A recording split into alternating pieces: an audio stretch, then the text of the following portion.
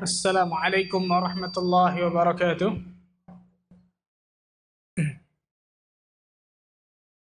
إن الحمد لله نحمده ونستعينه ونستغفره ونتوب إليه ونعوذ بالله من شرور أنفسنا ومن سيئات أعمالنا.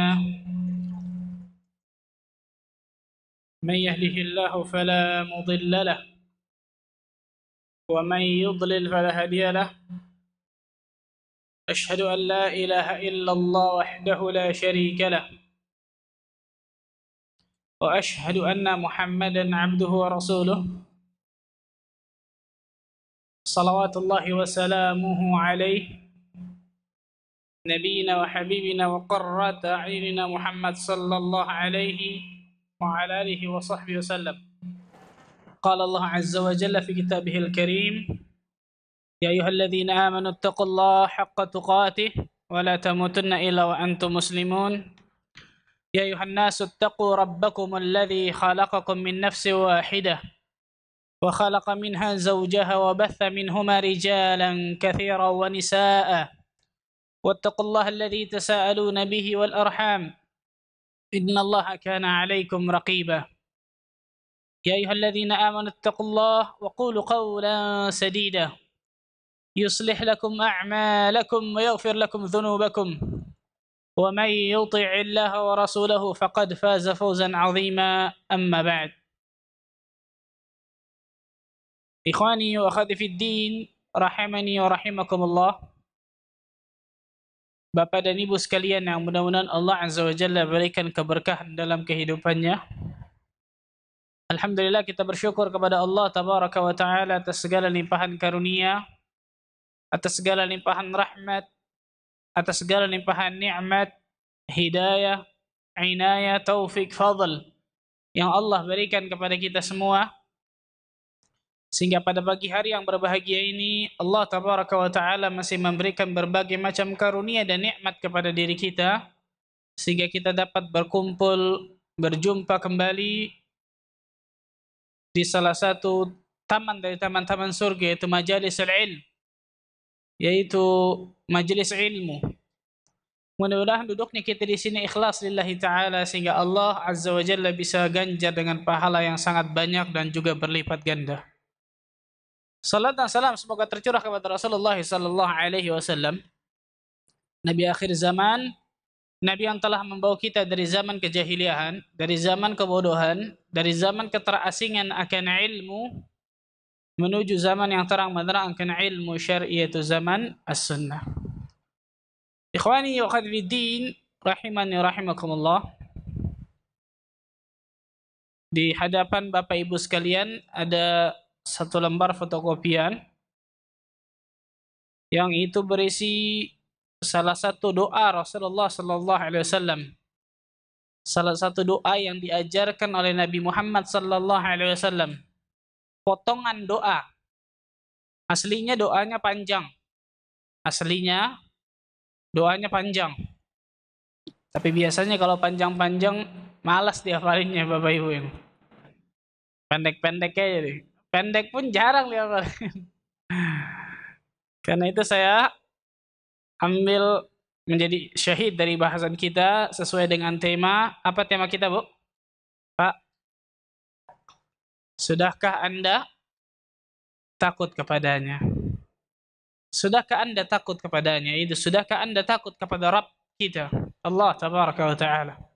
Sudahkah kita termasuk golongan hamba-hamba Allah yang Allah karuniakan rasa takut kepada diri kita? Karena ketika Allah Azza wa Jalla karuniakan rasa takut kepada diri kita, Allah Akbar, kenikmatan yang sangat luar biasa Ibu sekalian. Kenikmatan yang sangat luar biasa Bapak Ibu sekalian. Dan sebaliknya, ketika Allah Tabaraka wa Ta'ala tidak berikan rasa takut kepada seseorang, maka Allah Azza wa Jalla halangi dari kebaikan yang sangat banyak yang harusnya dia bisa dapatkan. Al-Imam Ibn Qayyim Al-Jauziyah rahimahullah ta'ala menukil perkataan Abdullah bin Mas'ud dan juga perkataan Hasan Al-Basri ini. Apa itu? laisal ilmu bikathratir riwayah, walakinnal ilmal khasyah. Bukanlah yang namanya ilmu, kata beliau, bukan yang namanya ilmu yang bermanfaat ketika banyak hafalannya. Dengarkan, lihat, perhatikan baik-baik Bapak Ibu sekalian. Bukanlah ilmu yang bermanfaat ketika seseorang banyak hafalannya, banyak pengetahuan tentang agama, banyak catatannya tentang agama, mengetahui yang hak dan yang batil luar biasa. Bukan cuma itu tuh intinya. Walakinnal ilmal khasyah. Akan tetapi, kata Abdullah bin Mas'ud dan juga Hasan al-Basri, yang namanya ilmu yang bermanfaat adalah al-khasyah, rasa takut kepada Allah tabaraka wa ta'ala. Ketika Allah azza wa jalla anugerahi seorang mendapatkan rasa takut kepadanya, pada hakikatnya dirinya telah mendapatkan ilmu yang bermanfaat yang sangat luar biasa, yang dengan ilmu itu akan menjadikan dirinya bahagia dunia akhirat insyaallah. Karena itu saya mengambil potongan doa dari Rasulullah SAW yang akan kita bahas ini. Akan kita bahas dari potongan doa ini agar kita bisa mengambil ibrah, mengambil pelajaran dari berbagai macam faedah dari doa ini. Sebelumnya, saya mau berikan sedikit dari muqaddimah dari doa. Satu pertanyaan untuk mengawali kajian kita tentang masalah doa, muqaddimah doa ini. Pernahkah Bapak Ibu sekalian berdoa? Pak, Bu? Pernahkah Bapak Ibu sekalian berdoa? Satu pertanyaan sebenarnya nggak usah ditanya Pak Ustadz, kata Bapak Ibu nih. Pasti seseorang muslim pasti akan berdoa kepada Allah. Yang namanya seorang muslim pasti harus senantiasa, sebuah keharusan, sebuah kepastian dirinya harus berdoa kepada Allah tabaraka wa ta'ala. Karena yang namanya doa adalah ibadah. Kita diciptakan di muka bumi ini untuk beribadah. Jadi ketika seseorang meninggalkan doa, meninggalkan berdoa kepada Allah, maka dia telah meninggalkan salah satu bentuk ibadah. Karena itu Rasulullah sallallahu alaihi wasallam bersabda, "Man lam yad'u Allah ghadiba alaihi." Fi riwayah, dalam riwayat lain dikatakan, "Man lam yas'alillah yaghdab alaihi." Barang siapa yang tidak mau meminta kepada Allah, tidak mau berdoa kepada Allah, Allah murka, marah kepada dirinya. Perhatikan hadis ini, Bu. Man lam yad'u Allah ghadiba alaihi. Man lam yas'alillah yaghdab alaihi. Barang siapa yang tidak meminta kepada Allah, tidak berdoa memohon kepada Allah, Allah murka kepada orang tersebut. Saya mau tanya Bapak Ibu sekalian, ketika ada orang yang datang ke rumah Bapak Ibu sekalian, orang ini satu hari minta pertolongan sama ibu, sama bapak juga, dikasih. Hari kedua datang lagi nih, minta pertolongan juga, dikasih lagi sama bapak ibu. Hari ketiga datang lagi, sama orangnya itu juga, minta pertolongan lagi, minta bantuan, memohon untuk minta bantuan. Hari keempat datang lagi, seminggu berturut-turut datang, Bu. Seminggu berturut datang, Pak. Kira-kira apa yang Bapak Ibu lakukan? Nggak disiram air, bagus, Masya Allah. Itu makhluk kepada makhluk, Bapak Ibu. Seorang makhluk ketika meminta kepada makhluk, seorang makhluk ketika memohon kepada makhluk, seorang makhluk ketika meminta bantuan kepada makhluk pula, ada waktunya, ada masanya makhluk tersebut jenuh, bosan. Sehingga ketika dimintai, dimohon, makhluk tersebut ada waktunya tidak memberikan. Itu makhluk kepada makhluk. Tapi berbeda kepada Sang Khalik, Bapak Ibu sekalian. Itu bedanya antara makhluk sama Sang Khalik. Allah tabaraka wa ta'ala ketika tidak diminta, tidak manusia memohon kepada dirinya, Allah murka kepada orang tersebut. Allah Akbar. Ini bedanya Sang Khalik sama makhluk. Oleh karena itu, maksud dari hadis ini, barang siapa yang tidak memohon, tidak minta, tidak berdoa kepada Allah, Allah murka kepada dirinya. Ada dua maksud kata para ulama. Ada dua maksud atau ada dua definisi atau ada dua maksud dari hadis ini. Yang pertama, ketika seseorang memalingkan permohonan, memalingkan doa kepada selain Allah, namanya apa? Namanya apa? Syirik. Asyirku billah. Lihat hadisnya, man lam yas'alillah yaghdab alaihi. Barang siapa yang tidak meminta kepada Allah, Allah murka kepada dirinya. Berarti orang tersebut minta kepada selain Allah, Allah murka kepada dirinya. Ini yang namanya perbuatan syirik. Ini maksud dari hadis ini yang pertama. Barang siapa yang tidak meminta kepada Allah, Allah murka kepada dirinya. Maksudnya yang pertama, orang itu memalingkan doa kepada selain Allah. Ini perbuatan syirik. Orang itu memalingkan berdoa, memalingkan memohon kepada selain Allah. Namanya perbuatan kesyirikan.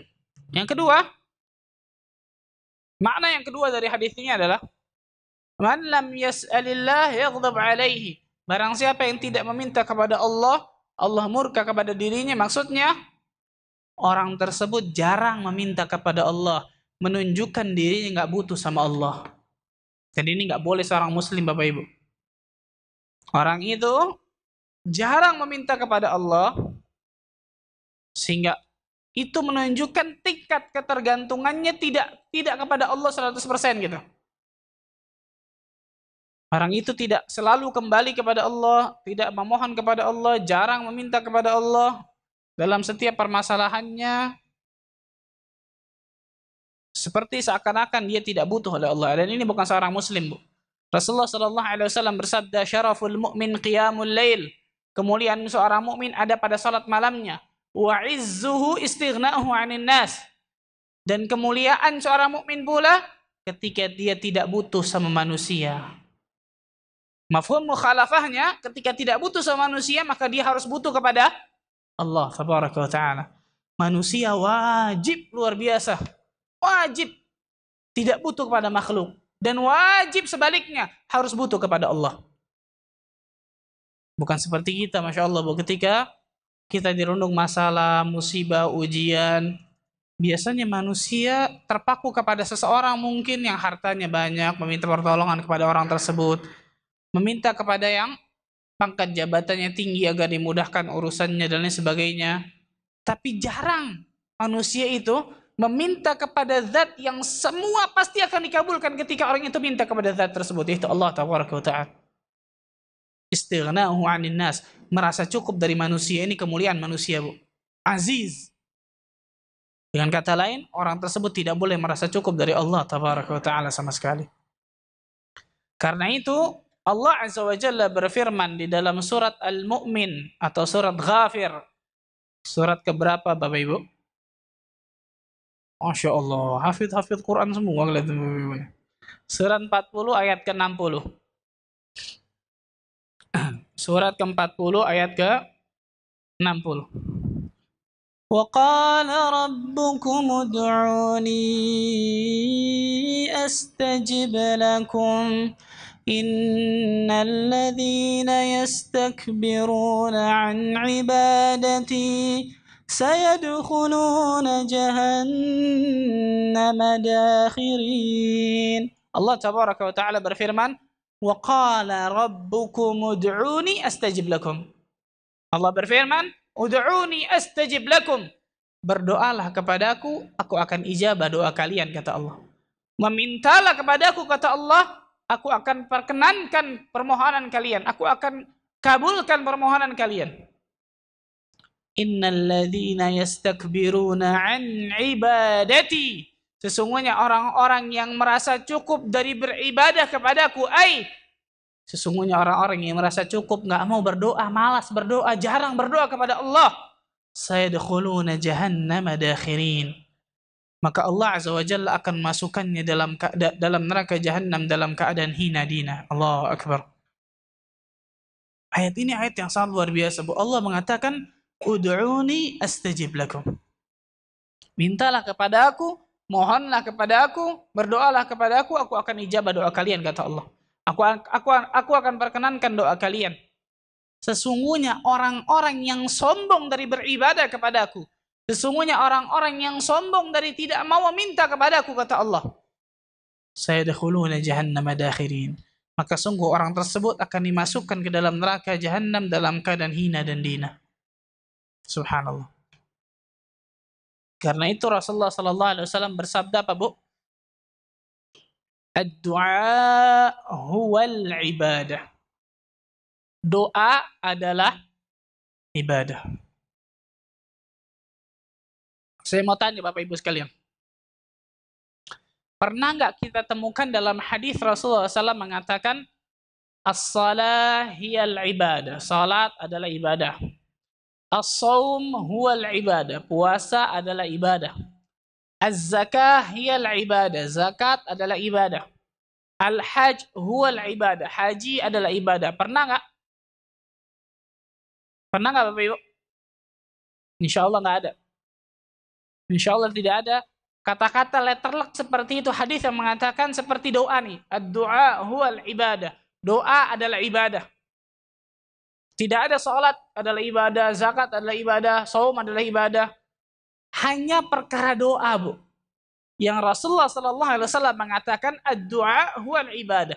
Seakan-akan kalau kita lihat dari hadis ini bahwa berarti hanya doa saja dong yang perkara ibadah. Secara terlek ya. Kita bisa pahami bahwa ad-du'a huwal ibadah, dan tidak pernah kita temukan ibadah yang lain kemudian Rasulullah SAW mengatakan huwal ibadah, hiyal ibadah, enggak ada. Apa hikmahnya, Bu? Apa hikmahnya, Pak? Kenapa Rasulullah SAW dalam hadis ini mengatakan ad-du'a huwal, pendek, Bu, hadisnya pendek, insyaallah 1 menit Ibu hafal. 1 menit Bapak hafal. Ad-du'a huwal ibadah. Doa adalah ibadah. Dan sekali lagi anak katakan tidak pernah kita temukan ada hadis letterlek yang berbunyi as-shalah hiyal ibadah. Salat adalah ibadah. As-shaum huwal ibadah. Puasa adalah ibadah. Enggak pernah. Apa hikmahnya? Wah, saya tisu doang ada sini, Bu. Wah, enggak ada hadiahnya, Masya Allah. Apa hikmahnya, Bapak Ibu? Hah? Nggak apa-apa, salah apa namanya belajar, Insya Allah. Pak, Bu, hah? Ngomong yang benar, nggak kedengaran ya, Bu.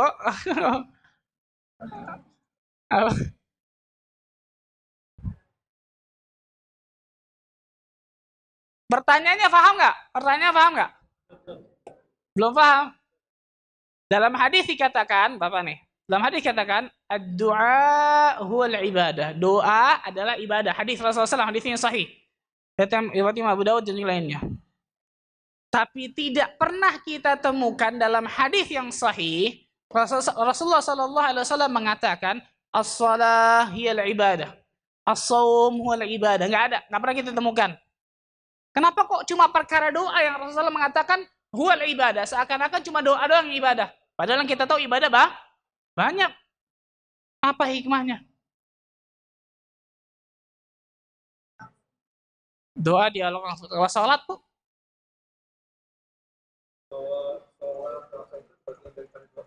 salat, puasa yang saya bagian dari doa. Yang lain? Hah? Terhadap dalam Al-Quran. Ditetapkan dalam Al-Quran. Yang lain? Agar manusia selalu mohon kepada Allah, Masya Allah. Yang lain?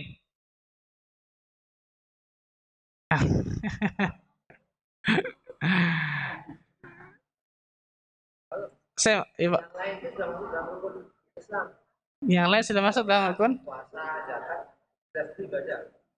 Terus? Jihad, Pak? Jihad? Tenang. Op. Udah spekulasi op.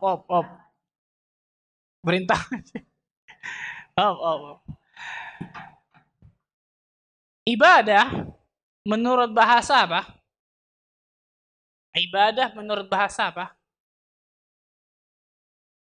Bapak Ibu, ibadah. Pernah ibadah nggak sih nih? Ibadah menurut lughatan, menurut etimologi, menurut bahasa apa? Tunduk, az-zullu wal khudu' al-kamil.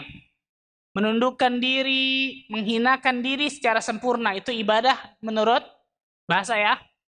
Az-zullu wal khudu' al-kamil. Menghinakan diri, menundukkan diri secara sempurna. Itu ibadah menurut bahasa. Saya mau tanya Bapak Ibu sekalian. Ketika Bapak Ibu mempunyai satu masalah, satu ujian yang berat yang Allah berikan kepada diri kita, kemudian kita benar-benar berharap kepada Allah, mengangkat tangan ke langit, berdoa kepada Allah agar doa kita diijabah sama Allah. Bagaimana tuh ketika doanya tuh? Gimana keadaan kita ketika doa tuh? Apa cuman ya Allah sembuhkanlah ini ya Allah gitu doang kok? Kata para ulama, aktsarul ubudiyah tujad fid du'a. Sebanyak-banyaknya ubudiyah adanya di dalam doa. Nanti saya jelaskan. Sebanyak-banyaknya ubudiyah. Apa itu ubudiyah? Penghambaan seorang hamba kepada Rabbnya, kepada Allah. Aktsarul ubudiyah tujad fid du'a. Sebanyak-banyak atau sebesar-besar ubudiyah, penghambaan seorang hamba kepada Allah adanya ketika seseorang berdoa. Tulis dulu, nanti saya jelaskan. Sebesar-besarnya ubudiyah, sebanyak-banyaknya ubudiyah, ubudiyah tadi ya, penghambaan seorang hamba kepada Allah, kepada Rabbnya. Sebesar-besarnya ubudiyah, sebanyak-banyaknya ubudiyah, ada ketika seseorang berdoa. Kenapa? Para ulama menjelaskan, izharu faqrin, wa hajatin, wa tadhallulin. Ketika seseorang berdoa, dia menampakkan kefakirannya. Dia menampakkan kefakiran yang pertama, izharu faqrin wa dhullin wa tadhallulin wa hajatin. Dia menampakkan kefakirannya, kehinaan dirinya dan kebutuhan kepada Rabbnya. Dan ini hakikat ibadah nih, Bu. Ini hakikat ibadah. Az-dhullu wal khudu' tadi tuh. Saya ulang. Rasulullah SAW bersabda, ad-du'a huwal ibadah. Doa adalah ibadah. Hikmahnya kata para ulama, tidak pernah kita temukan hadis yang terlak berbunyi as-salahil ibadah, shamuhul ibadah dan lain sebagainya. Di antaranya kata para ulama hikmahnya, aktsarul ubudiyah tujad fid du'a. Sebanyak-banyaknya, sebesar-besarnya ubudiyah, penghambaan seorang hamba kepada Allah adanya di dalam doa. Kenapa kok ada dalam doa? Bagaimana ketika seorang berdoa, izharu faqrin wa hajatin wa tadhallulin. Seseorang ketika berdoa menampakkan kefakiran dirinya, menampakkan kerendahan dirinya, menampakkan kebutuhan dirinya. Ini kalau orang berdoa, Bu. Ketika orang saum belum tentu dia menampakkan itu. Ketika orang sholat, biasanya seperti itu ketika dalam sujud. Kalau ada yang diminta. Kalau enggak ya lewat aja biasa, enggak khusyuk, enggak apa gitu, hilang. Tapi kalau doa, apalagi tadi itu, ketika doanya benar-benar dia harapkan diijabah sama Allah, bagaimana keadaannya tuh? Benar-benar menampakkan apa? Dirinya menampakkan kebutuhan kepada Allah, dirinya menampakkan anak fakir ya Allah. Anak nggak punya apa-apa nih. Engkau al-ghani ya Allah. Engkau maha kaya, engkau al-qadir, engkau maha kuasa. Menampakkan kebutuhan, menampakkan kehinaan diri, menampakkan kefakiran ilallahil qadir, kepada Allah yang maha kuasa, kepada Allah yang maha kaya, kepada Allah yang maha mengijabahkan doa. Ini rahasia kata para ulama. Hikmah kenapa Rasulullah SAW hanya dalam sabdanya cuma mengatakan ad-du'a huwal ibadah. Dan ini dikuatkan oleh hadis Rasulullah SAW yang lain mengatakan afdalul ibadati ad-du'a. Hadis yang sahih riwayat Imam Hakim. Afdalul ibadah ad-du'a. Seafdal-afdalnya ibadah, seutama-utamanya ibadah adalah doa. Adalah doa. Kenapa? Karena nggak mungkin manusia nggak bisa berdoa, Bapak Ibu. Ketika orang tidak punya finansial kuat, dia tidak bisa berhaji, nggak bisa umroh. Ada ibadah-ibadah yang dia tidak bisa. Dia nggak bisa ngeluarin zakat. Ketika orang sakit mungkin, Dia tidak bisa berpuasa karena ketika dia sakit. Atau ketika sakit tidak bisa sholat secara sempurna, nggak bisa berdiri, mungkin harus berbaring. Tapi kalau doa, siapapun dan bagaimanapun keadaannya, orang itu pasti bisa berdoa. Karena itu kata para ulama, ini ibadah yang paling mudah, tapi ibadah yang paling agung di mata Allah, dalam pandangan Allah Tabaraka wa Ta'ala. Karena di dalamnya mengandung sebesar-besarnya penghambaan seorang hamba. Itu tujuan diciptakan kita tuh, Bu. Wa ma khalaqtul jinna wal insa illa liya'budun. Dan tidaklah aku menciptakan jin dan manusia, kata Allah, kecuali untuk beribadah kepadaku. Menciptakan hakikat ubudiyah kepada Allah. Menciptakan hakikat penghambaan seorang hamba kepada Allah. Itu hakikat, itu tujuan kita diciptakan di muka bumi ini, Bapak Ibu sekalian. Karena itu ketika kita berdoa, maka itu semua akan muncul tuh. Apalagi saya katakan tadi tuh, apalagi ketika kita berdoa, kita mengharapkan benar-benar doa kita diijabah oleh Allah Tabaraka wa Ta'ala. Ini rahasia hikmah kata para ulama. Kenapa Rasulullah sampai mengatakan ad-du'a huwal ibadah. Faham insyaallah? Jadi saya tanya nih kalau nggak ini lihat nih, Masya Allah nih. Terus jelasin. Bapak Ibu sekalian, yang namanya doa, ini perkataan yang penting nih. Kalau perlu kita print, kita tempel depan rumah kita yang besar tuh. Pakai caps lock semua. Apa itu? Tidak ada doa yang sia-sia. Ini penting nih. Tidak ada doa yang sia-sia.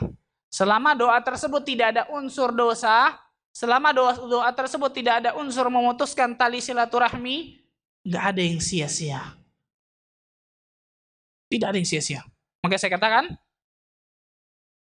kaidah ini atau rumus ini benar-benar kita harus masukkan ke dalam pikiran kita nih.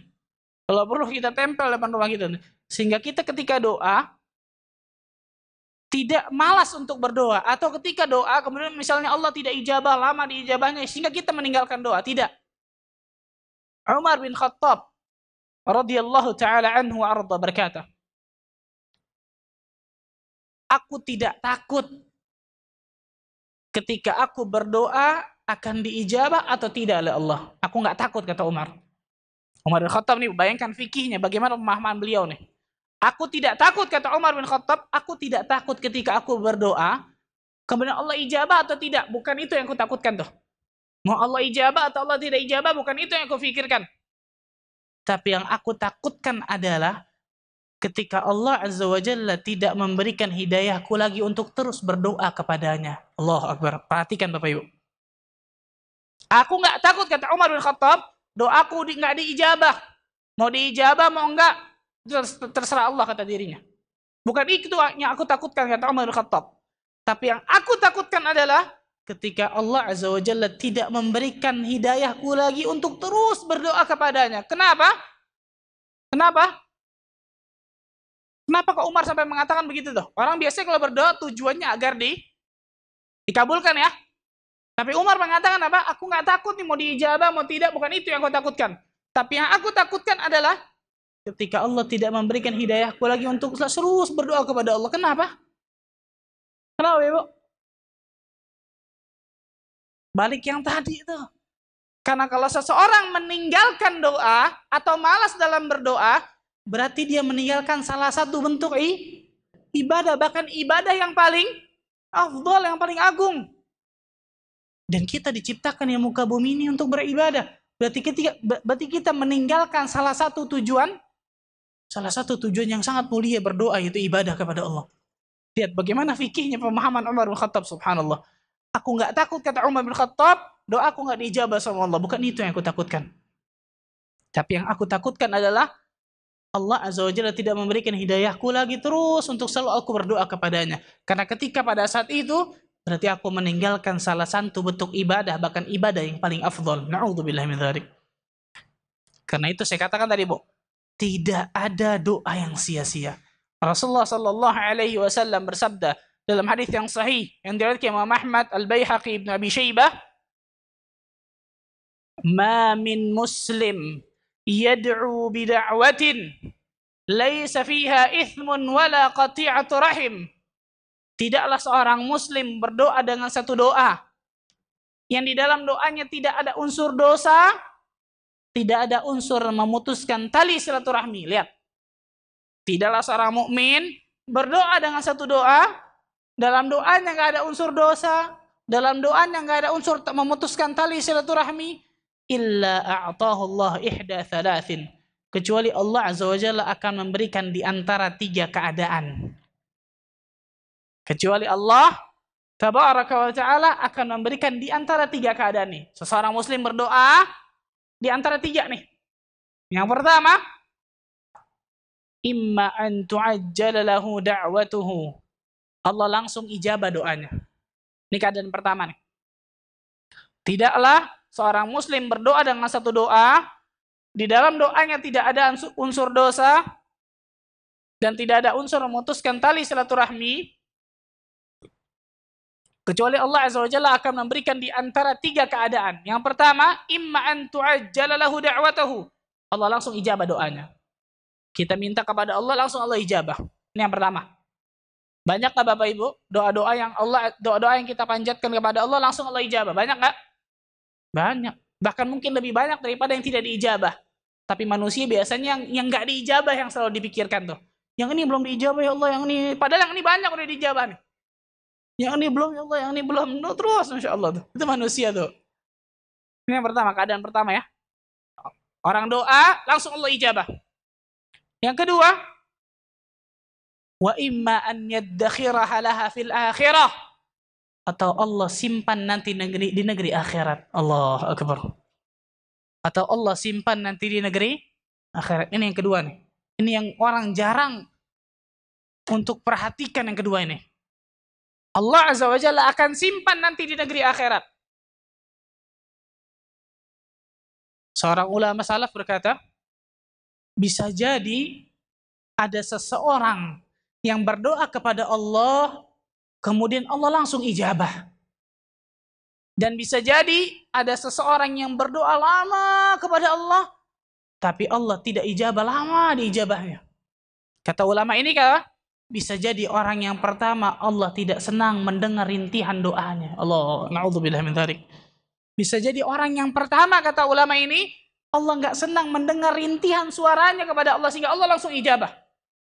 Dan bisa jadi orang yang kedua, Allah senang mendengar rintihan doanya, mendengar isak tangisnya di tengah malamnya ketika dirinya berdoa kepada Allah, sehingga Allah ijabahnya nanti dipending dulu. Allah akbar. Lihat, makanya jangan pernah suudzon kepada Allah, husnudzanlah kepada Allah, berbaik sangkalah kepada Allah dalam setiap keadaan.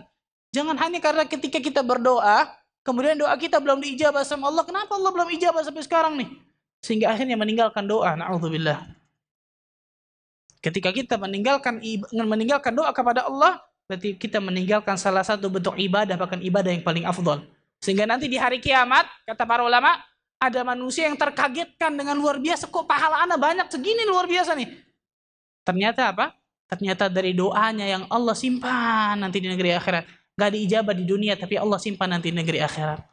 Karena yang namanya ibadah, ketika sesuai syaratnya, maka Allah akan berikan apa? Akan diganjar dengan pahala. Ibu sholatnya ikhlas karena Allah dan sebagainya.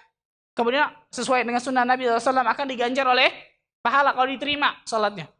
Doa, ketika doanya diterima oleh Allah, syarat dan ketentuannya diterima, maka Allah juga akan berikan yang namanya pahala. Makanya jangan pernah malas untuk berdoa. Ini yang kedua nih. Allah simpan nanti di negeri akhirnya. Seorang berdoa terus diberikan pahala, doa diberikan pahala terus, disimpan sama Allah di negeri akhirat. Atau yang ketiga, wa imma an yasrifa anhu su'a mithlaha, atau Allah palingkan dari keburukan yang harusnya dia dapatkan. Atau Allah palingkan dari keburukan yang harusnya dia dapatkan.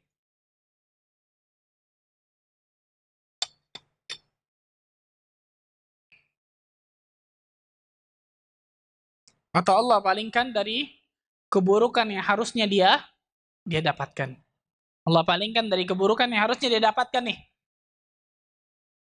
Misalnya seorang ketika jalan di pinggir jalan, seharusnya mungkin 1 senti lagi dia ketabrak mobil mungkin. Tapi karena seringnya dia berdoa, setimpal dengan keburukan tadi tuh, maka Allah palingkan keburukan tadi. Lihat Bu, tidak ada doa yang sia-sia. Camkan ini baik, masukkan dalam pikiran kita baik-baik benar-benar.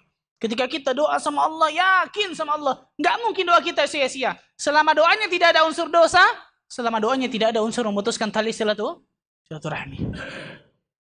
Yakin sama Allah. Yang pertama Allah ijabah langsung, yang kedua Allah simpan di akhirat, atau yang ketiga Allah palingkan setimpal dengan doa kita kepada Allah, Allah palingkan dari keburukannya. Subhanallah.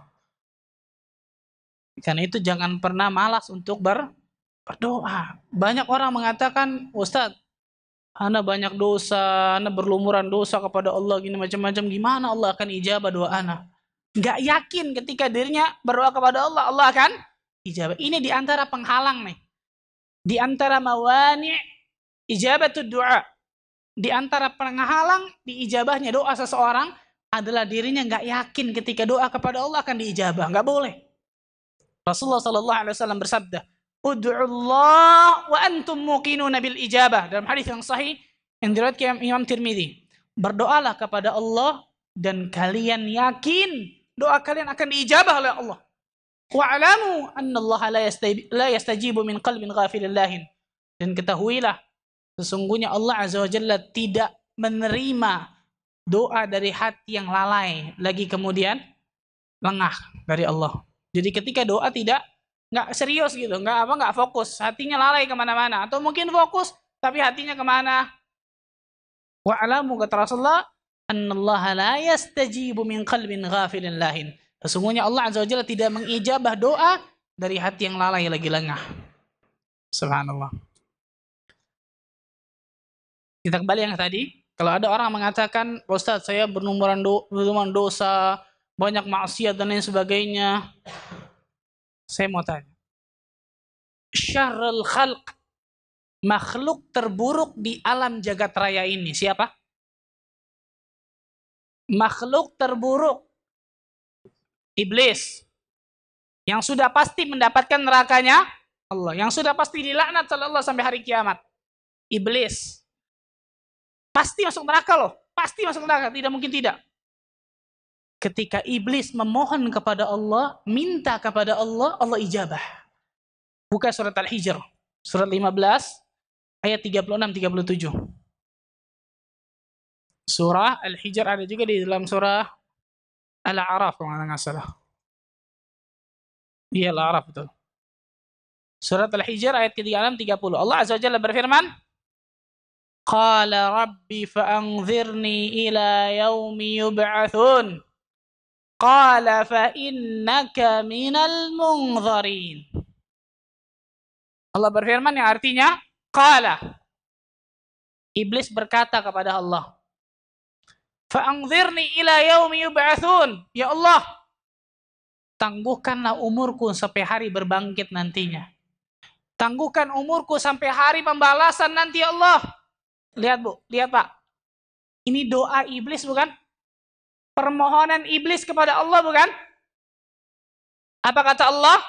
Qala fa'innaka minal munzarin. Allah berfirman kepada iblis, sesungguhnya engkau adalah termasuk makhluk yang ditangguhkan umurnya sampai hari berbangkit nantinya. Lihat Bapak Ibu sekalian. Al-Imam Sufyan bin Uyainah mengatakan, kalau syarrul khalq, kalau makhluk terburuk di alam jagat raya ini, makhluk yang pasti masuk nerakanya Allah, makhluk yang pasti mendapatkan murkanya Allah, mendapat laknatnya Allah, berdoa kepada Allah, memohon kepada Allah, Allah ijabah doanya, Allah ijabah permohonannya. Bagaimana dengan seorang muslim yang ketika dirinya bangun di tengah malam, mencari sepertiga malam, kemudian menangis, bercucuran air matanya, menengadahkan tangannya ke langit. Bukankah Allah Azza wa Jalla lebih pantas untuk mengabulkan doanya?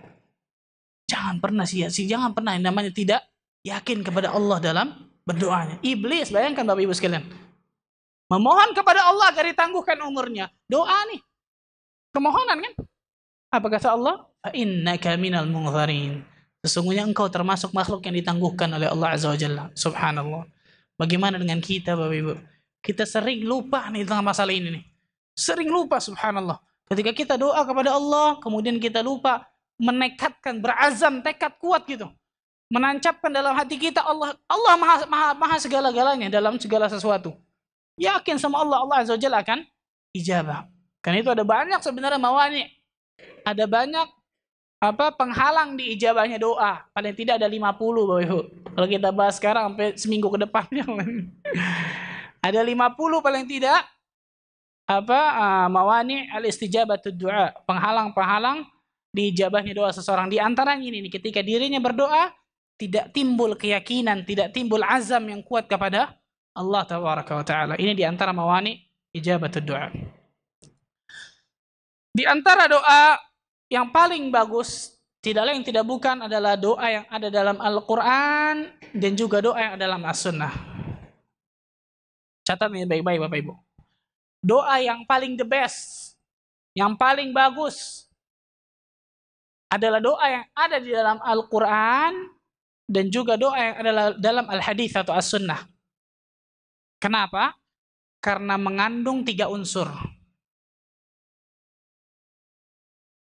Doa yang paling bagus adalah doa yang ada di dalam Al-Quranul Karim dan juga doa yang ada di dalam Al-Hadits As-Sunnah. Kenapa kok yang paling bagus itu, yang paling the best? Kenapa? Kata para ulama, karena mengandung 3 unsur. Yang pertama, unsur pertama, al-jami'. Apa itu al-jami'? Sempurna. Jami' mengandung 3 unsur. Doa yang dalam Al-Quran, doa yang dalam As-Sunnah itu mengandung 3 unsur ini kata para ulama. Karena itu yang paling bagus. Yang pertama, al-jami', sempurna. Yang kedua, asy-syamil. Asy-syamil. Apa syamil? Apa syamil? Menyeluruh. Mencakup keseluruhan kita. Menyeluruh atau mencakup keseluruhan. Yang pertama al-jami', sempurna doa tersebut. Yang kedua asy-syamil, menyeluruh, mencakup semua tuh. Yang ketiga al-mani'. Apa al-mani'? Terhalangi.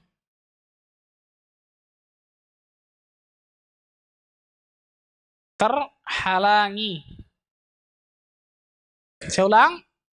Doa yang dalam Al-Quran Al-Karim dan juga doa dalam As-Sunnah adalah doa yang paling bagus kata para ulama. Doa yang paling the best untuk seseorang berdoa kepada Allah. Kenapa? Karena mengandung 3 unsur. Yang pertama al-jami'. Apa itu al-jami'? Sempurna. Yang kedua asy-syamil. Apa itu asy-syamil? Menyeluruh, mencakup keseluruhan. Yang ketiga al-mani'. Apa itu al-mani'? Apa maksud terhalangi Bapak Ibu? Apa maksud terhalangi? Hah? Lihat yang pertama. Sempurna. Agama Islam ini sudah sempurna. Agama Islam sudah sempurna ya, Pak? Terhalangi dari tambahan, terhalangi dari pengurangan. Jadi maksud dari al-mani terakhir, doa dalam Al-Quran dan juga doa dalam As-Sunnah. Yang ketiga al-mani, unsur yang ketiga terhalangi, maksudnya terhalangi dari tambahan ataupun pengurangan karena sudah sempurna. Sesuatu yang sudah sempurna nggak butuh tambahan, nggak butuh pengurangan. Ini doa dalam Al-Quran dan juga doa dalam As-Sunnah. Bukan berarti seseorang tidak boleh berdoa pakai bahasa sendiri gitu. Boleh, silahkan. Nggak ada masalah tentang masalah itu. Ketika seseorang tidak berdoa dengan doa dalam Al-Quran As-Sunnah, dia panjatkan sendiri mungkin kepada Allah, boleh, jelas, nggak ada masalah. Tapi sepakat para ulama, ketika seseorang berdoa dalam Al-Quranul Karim atau doa yang ada dalam As-Sunnah, di antara doa ini nih, dalam Al-Hadits, adalah doa yang paling the best, yang paling bagus. Karena mengandung 3 unsur ini, al-jami' sempurna, asy-syamil mencakup keseluruhan, al-mani' terhalangi dari tambahan ataupun pengurangan. Contoh, doa sapu jagat yang Bapak Ibu hafal. Apa itu? Rabbana atina fid dunya hasanah wa fil akhirati hasanah wa qina adzabannar.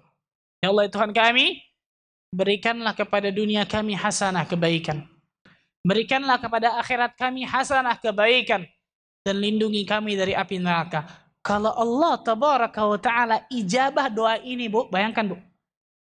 Bayangkan Bapak Ibu sekalian. Kalau Allah ijabah doa ini, ya Allah berikan dunia kami hasanah kebaikan. Banyak ulama menafsirkan hasanah di situ. Ada yang menafsirkan ilmu nafi', ilmu yang bermanfaat. Ada yang menafsirkan al-iman wal amal salih, iman dan amal salih. Ada yang menafsirkan insyirahus sadr wa sakinah fil qalbi, ketenangan hati dan lapangnya dada dan lain sebagainya. Kalau Allah berikan hasanah tadi di dunia, atau kebaikan di dunia, Allah berikan juga hasanah kebaikan di akhirat berupa surganya, dan Allah lindungi dari api neraka. Apalagi yang diminta, Bu, selain itu? Apa lagi diminta selain itu, Pak? Mau minta yang lain gitu? Bapak mungkin meminta ta'adud istrinya 4 mungkin kita. Hah?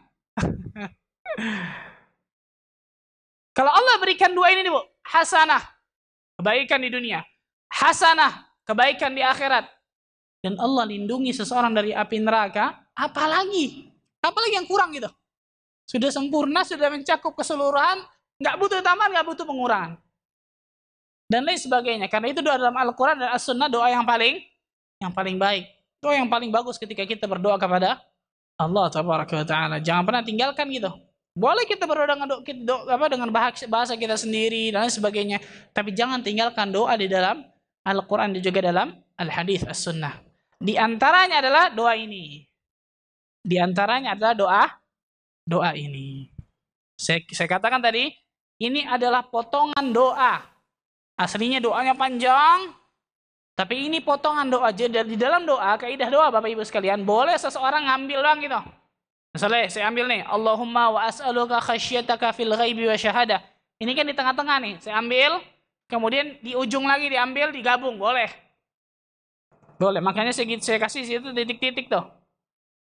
Saya kasih di situ apa? Titik-titik untuk menjelaskan bahwa doa ini bukan doa satu kesatuan gitu. Tapi doa yang panjang, satu doa sebenarnya, tapi di tengah dan di akhir kita biasanya. Itu dibolehkan. Dan ini adalah potongan doa dari doa Rasulullah SAW yang panjang, hadis yang sahih yang diriwayatkan Imam Nasa'i, Imam Ahmad, Ibnu Hibban, Ibnu Khuzaimah, Ad-Darimi.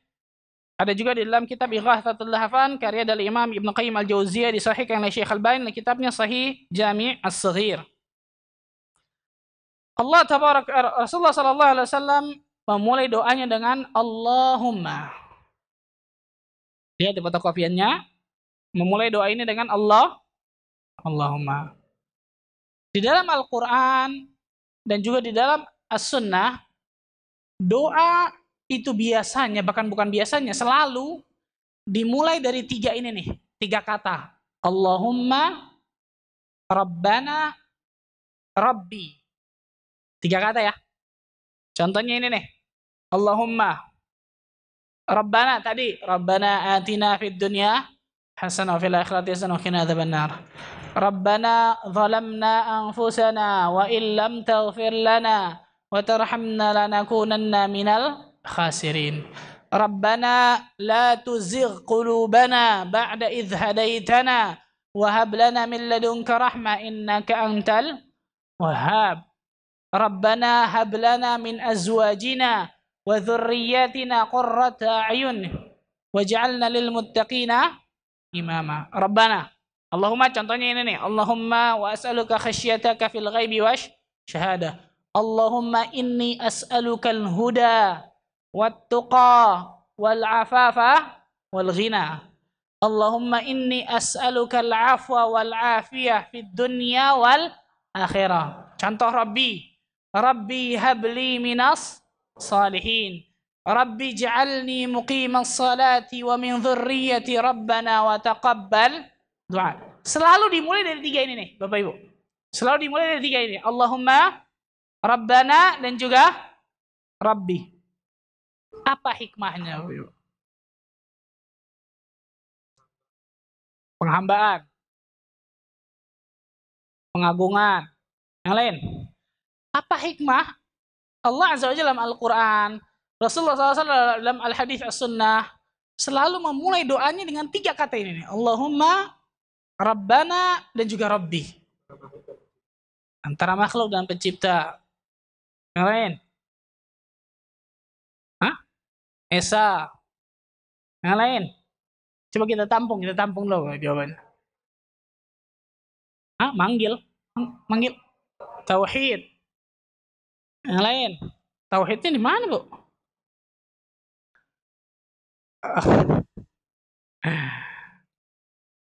Al-Imam Hasan Al-Basri rahimahullah ta'ala dan juga Al-Imam Ibn Qayyim menukil perkataan Imam Hasan Al-Basri, kata beliau berdua, Allah Azza wa Jalla dalam Al-Quran Al-Karim dan juga Rasulullah SAW dalam As-Sunnah Al-Hadith selalu memulai doa dengan Allahumma, Rabbana, juga Rabbi. Hikmahnya kata beliau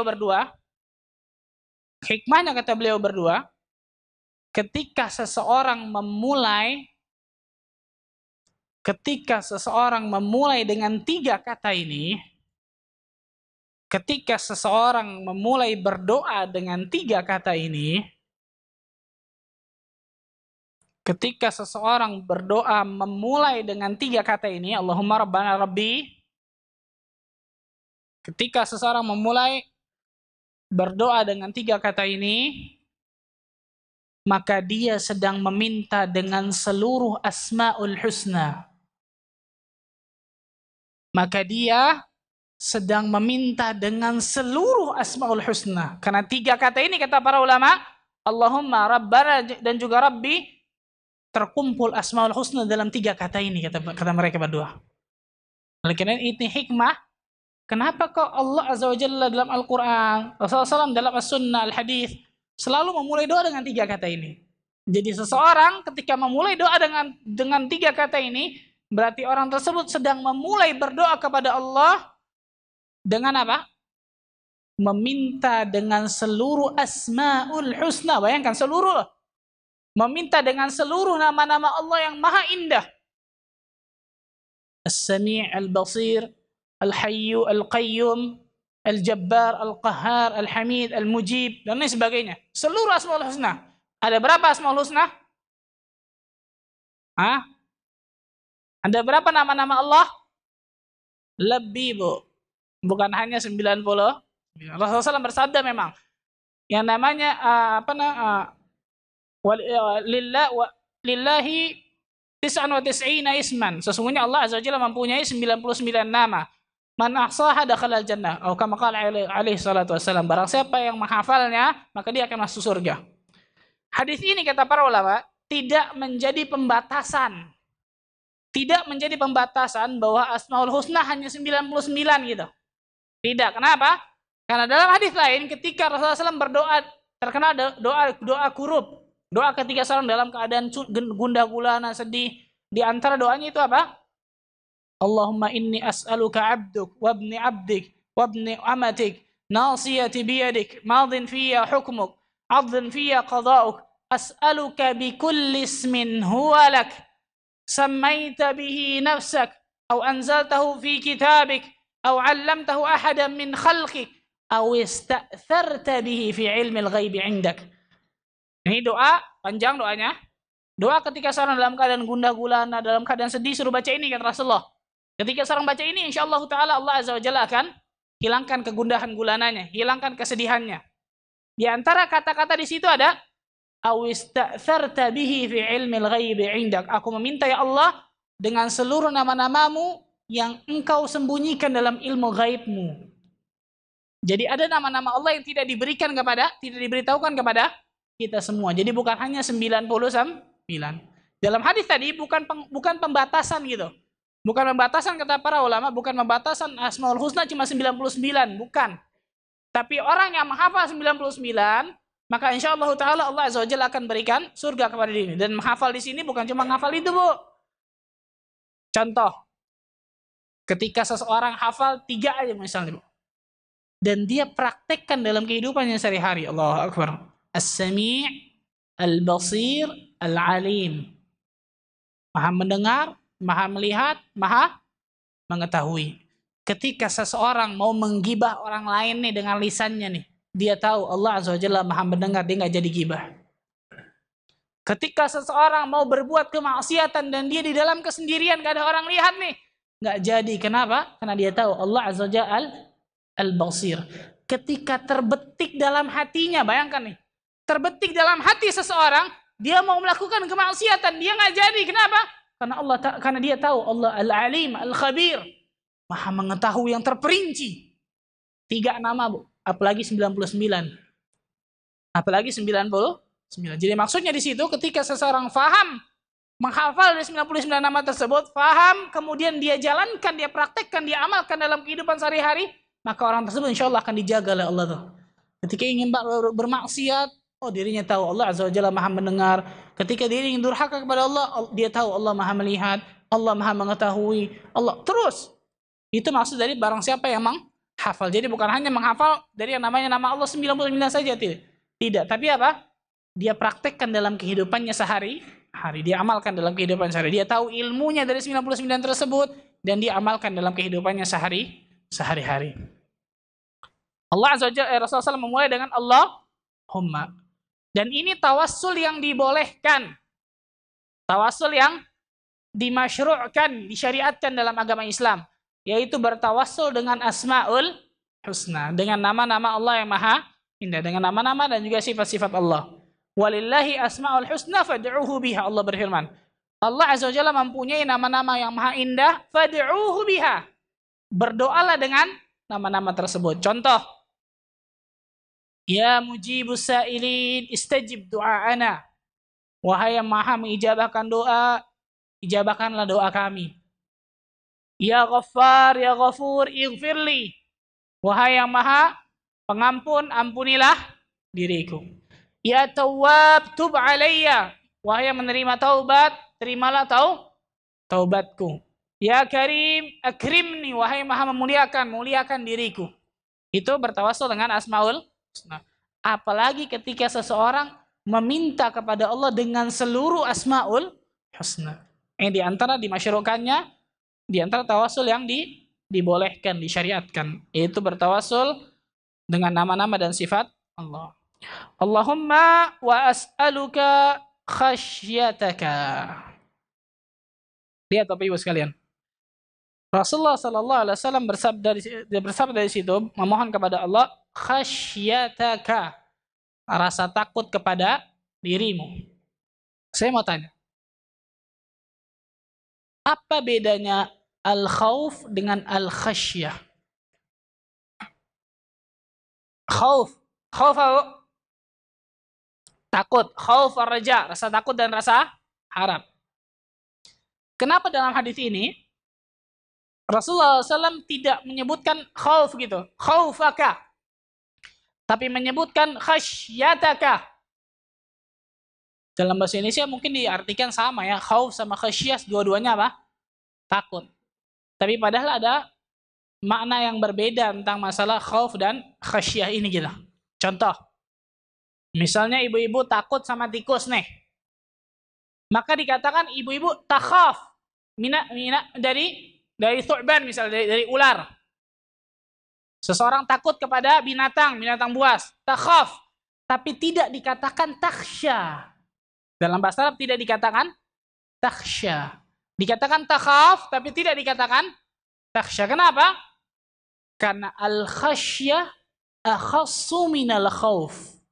Khasyah lebih khusus dari kata-kata khauf. Tulis dulu, nanti saya jelaskan. Al-khasyah akhassu minal khauf. Al-khasyah, kata-kata khasyah, dua-duanya rasa takut ya diartikan ya. Al-khasyah lebih khusus dari kata-kata al-khauf. Al-khasyah lebih khusus dari kata-kata al-khauf, lebih khusus.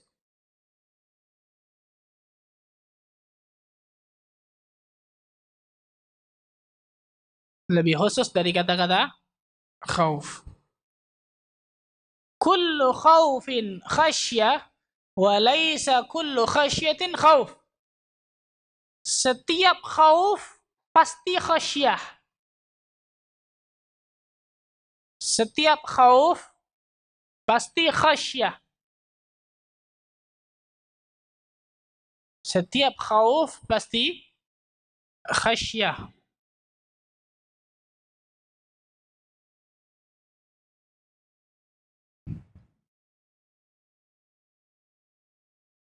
Afan, kebalik tadi Bu. Apa tadi saya katakan?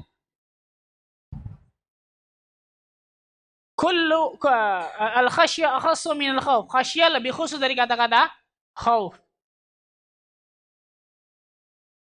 Setiap khauf pasti khasyah gitu. Betul apa? Betul saya katakan gitu tadi. Ah, kebalik benar. Aja subhanallah lagi mikir kok kebalik Masya Allah nih. Setiap khasyah pasti khauf. Kebalik. Afwan. Kullu khasyatin khauf. Setiap khasyah pasti khauf. Walaysa kullu khaufin khasyah. Dan tidak sebaliknya. Gitu. Setiap khauf belum tentu khasyah. Gampangnya gini Bu. Setiap mukmin pasti muslim. Tapi nggak sebaliknya. Setiap muslim belum tentu mukmin. Kenapa? Karena derajat mukmin lebih tinggi daripada derajat muslim. Setiap khasyah pasti khauf gitu. Tapi tidak sebaliknya. Setiap khauf belum tentu khasyah. Apa itu khasyah? Yang pertama, definisi pertama dari khasyah kata para ulama, di antaranya Imam Ibnu Qayyim, Syekh Muhammad bin Shalih Utsaimin, al-khasyah khaufun ma'al ilmi. Al-khasyah rasa takut yang dibarengi dengan ilmu. Al-khasyah rasa takut yang dibarengi dengan ilmu.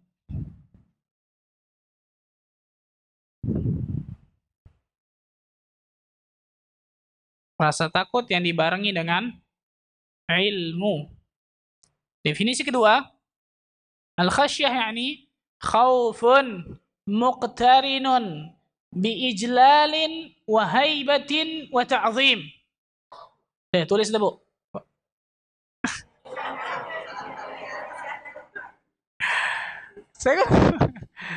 Khasyah kata para ulama, khaufun rasa takut, muqtarinun yang diiringi atau yang dibarengi. Al-khasyah rasa takut, khauf, muqtarinun yang diiringi atau dibarengi. Khaufun muqtarinun biijlalin wa haibatin wa ta'zim, dengan mengagungkan. Rasa takut yang dibarengi atau diiringi dengan mengagungkan, membesarkan dan memuliakan.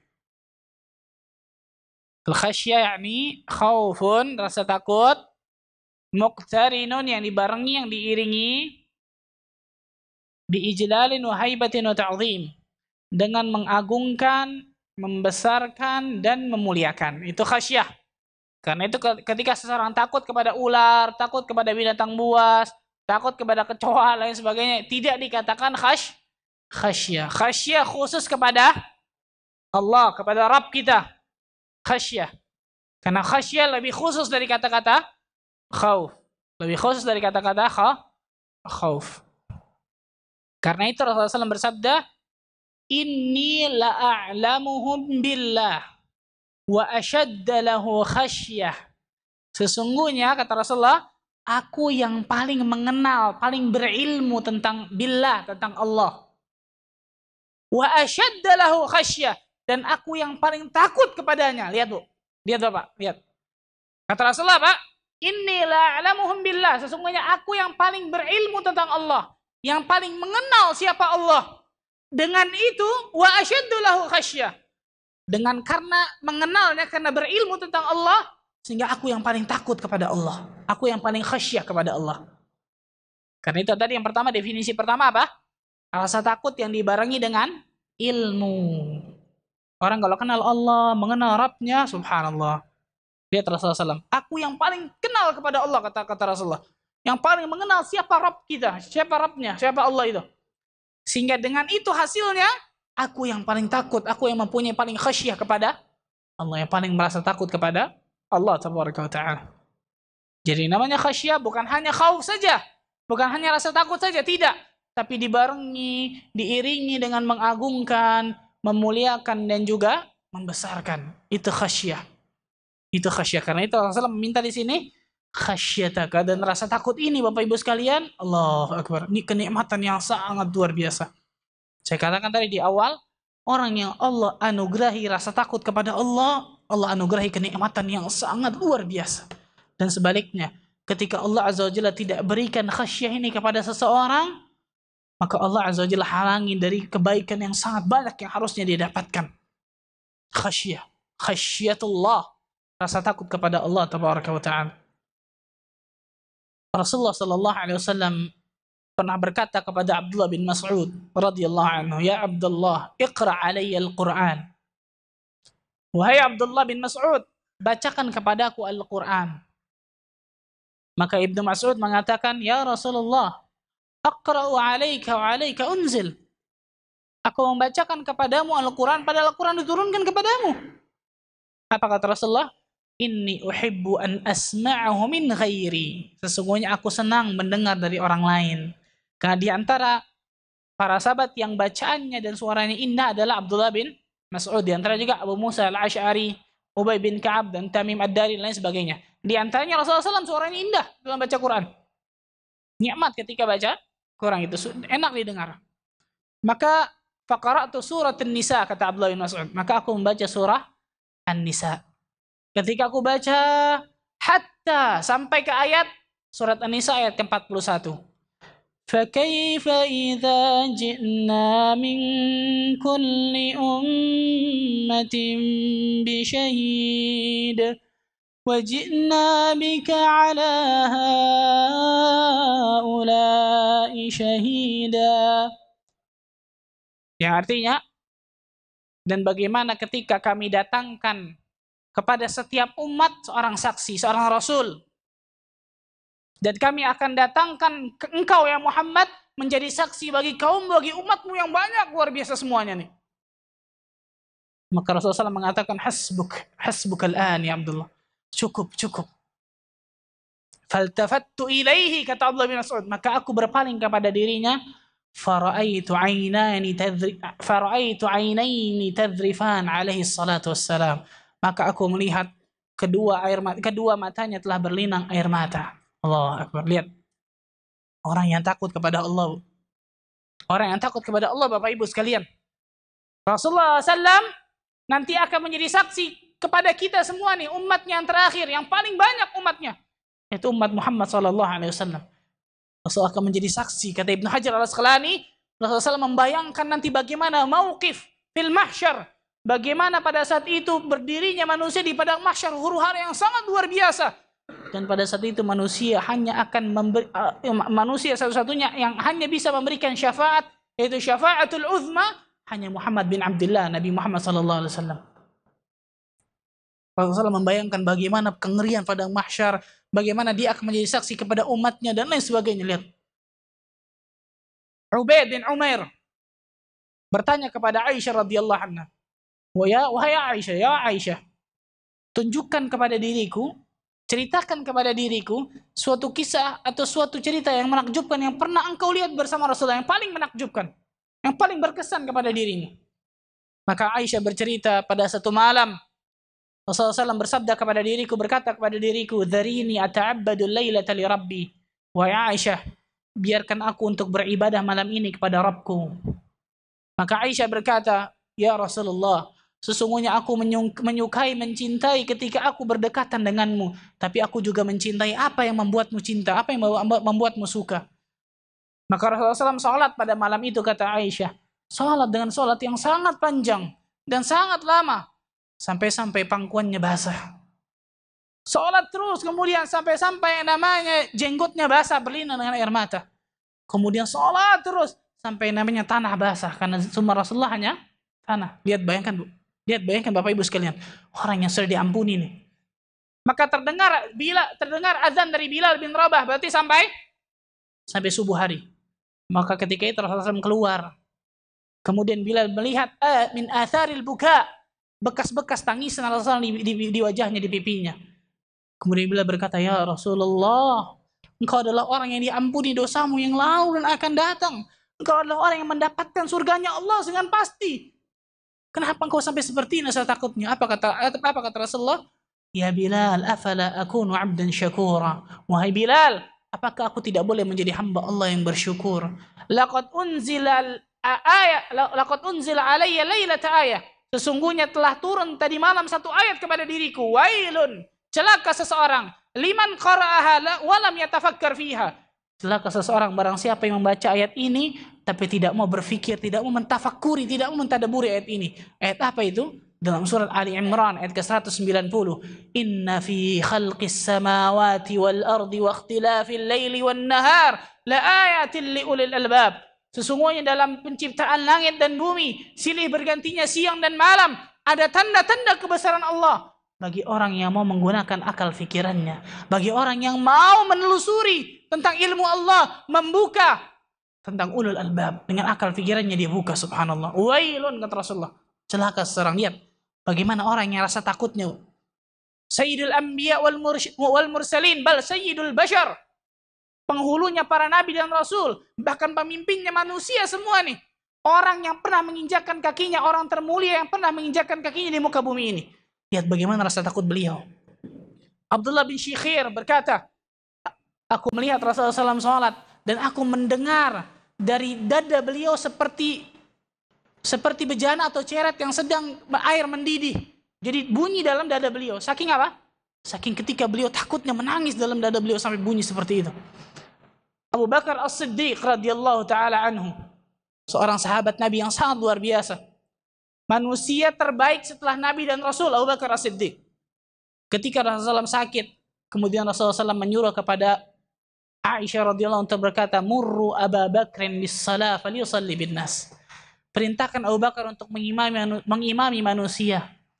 Perintahkan Abu Bakar untuk mengimami manusia pada saat beliau sakit.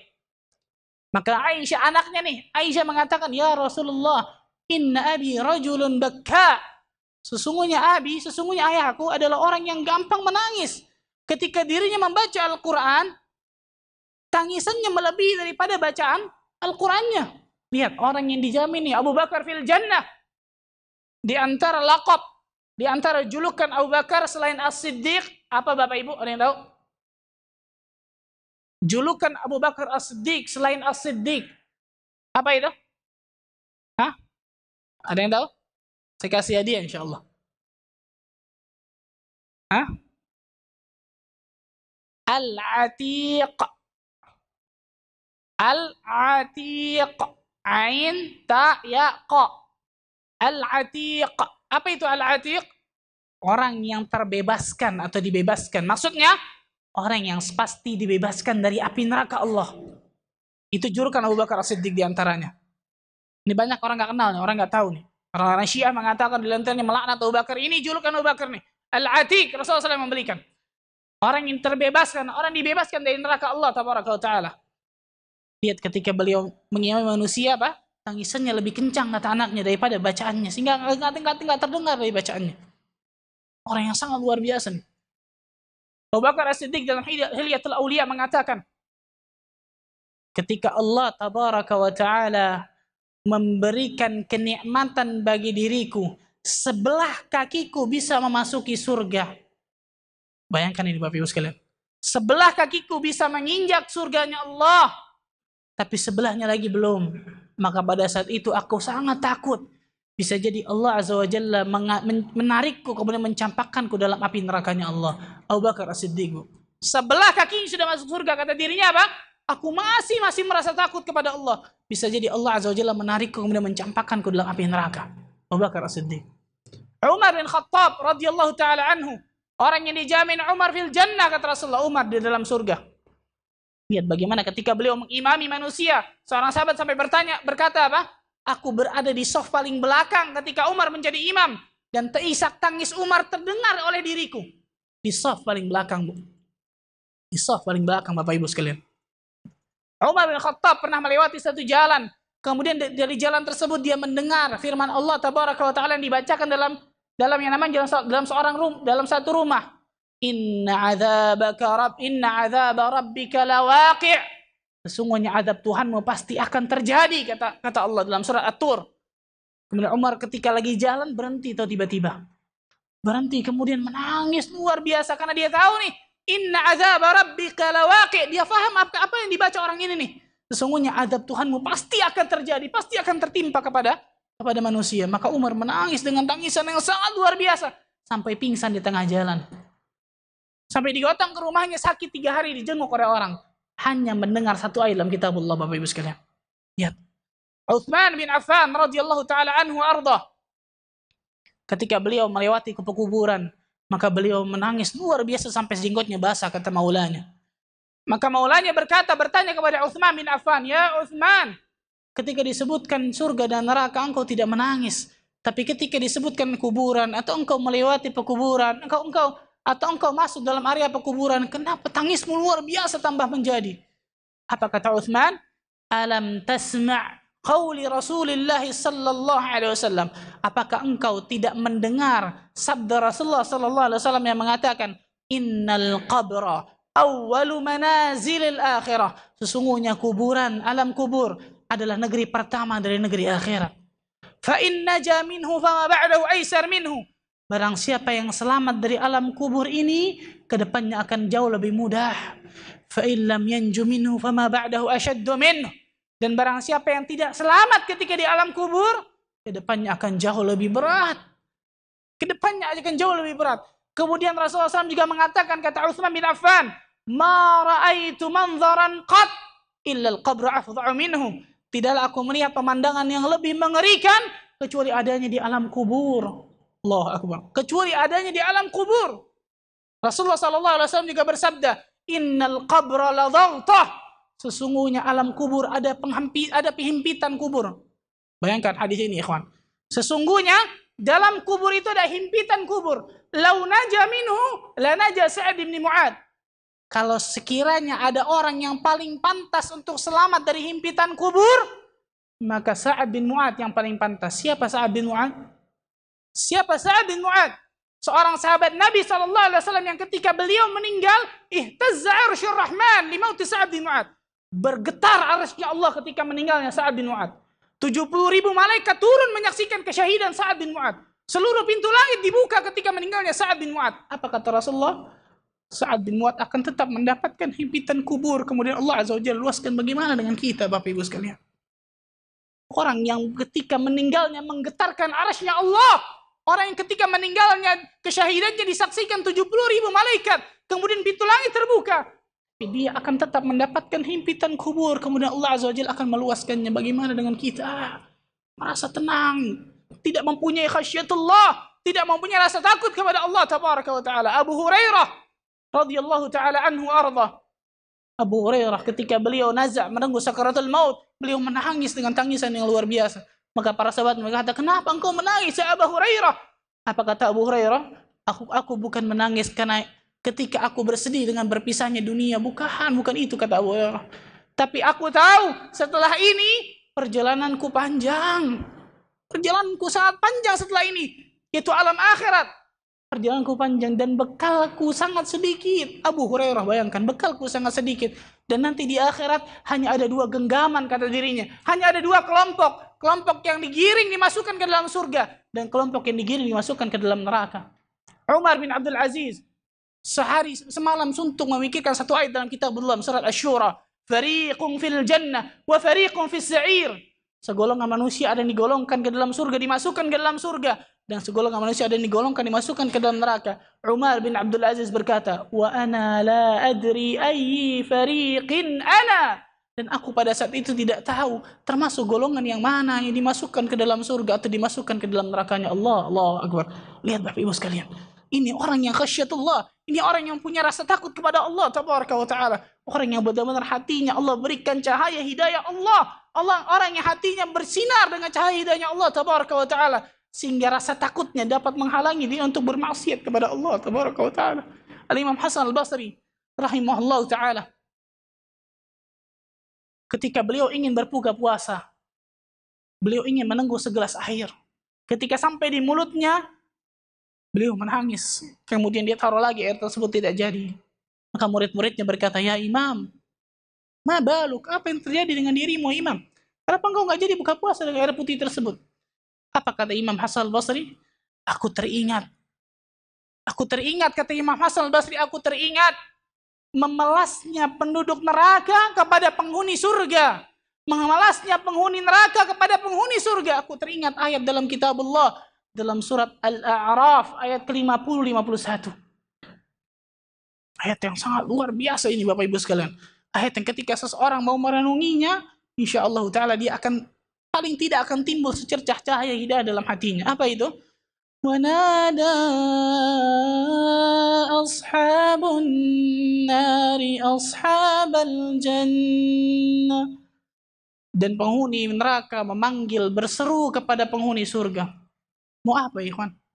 Mau apa Bapak Ibu sekalian? Penghuni neraka memanggil-manggil, berseru kepada penghuni surga.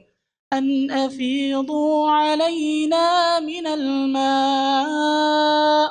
Wahai penghuni surga, berikan kepada kami sedikit air. Allahu Akbar. Al-Imam Hasan Al-Basri ketika ingin berbuka puasa meneguk air putih, beliau ingat dengan ayat ini. Memelasnya penghuni neraka kepada penghuni surga, ingin meminta sedikit air. Afidu alaina minal ma' au mimma razaqakumullah. Atau apa saja yang Allah rizkikan kepada kalian berupa makanan. Kami nggak minta banyak, kata penghuni neraka. Kami hanya minta sedikit untuk meringankan azab kami di neraka. Kalian wahai penghuni surga telah mendapatkan berbagai macam kenikmatan yang Allah janjikan kepada kalian. Dan kami pun telah mendapatkan janji-janji Allah berupa azabnya di neraka. Kami nggak minta banyak. Kami hanya minta sedikit air atau makanan. Allahu Akbar. Ihana lil kuffar. Bagaimana penghinaan bagi orang-orang kafir, orang-orang yang ingkar kepada Allah dan Rasulnya. Apa jawaban penghuni surga, ikhwan? Qalu inna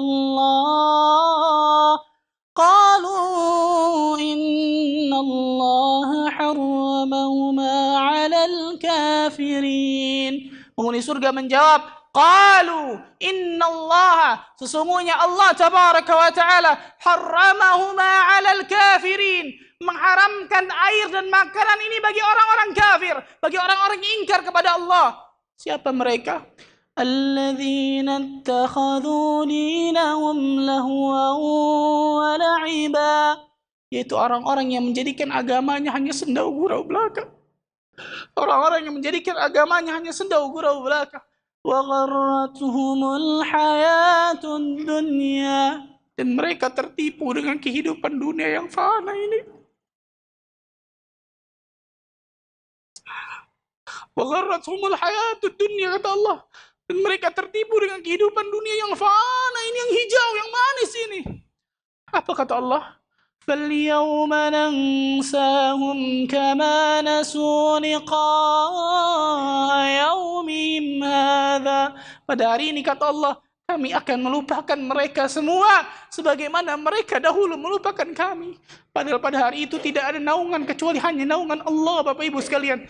Tidak ada orang yang bisa memberikan syafaat pertolongan kecuali dengan izin dan ridha Allah. Tapi Allah Azza wa Jalla lupakan kita karena dahulu kita lupa kepada Allah, lupa kepada syariat Allah dan Rasulnya, lupa bahwa diri kita pasti akan dihadapkan di hadapan Allah. Kita menjadi pendakwanya dan Allah akan menjadi hakimnya, subhanallah. Imam Hasan Al-Basri mengingat ayat ini, ikhwan, ketika ingin berbuka puasa. Lihat bagaimana ketika khasyatullahnya, lihat bagaimana rasa takutnya seorang ulama, ikhwan.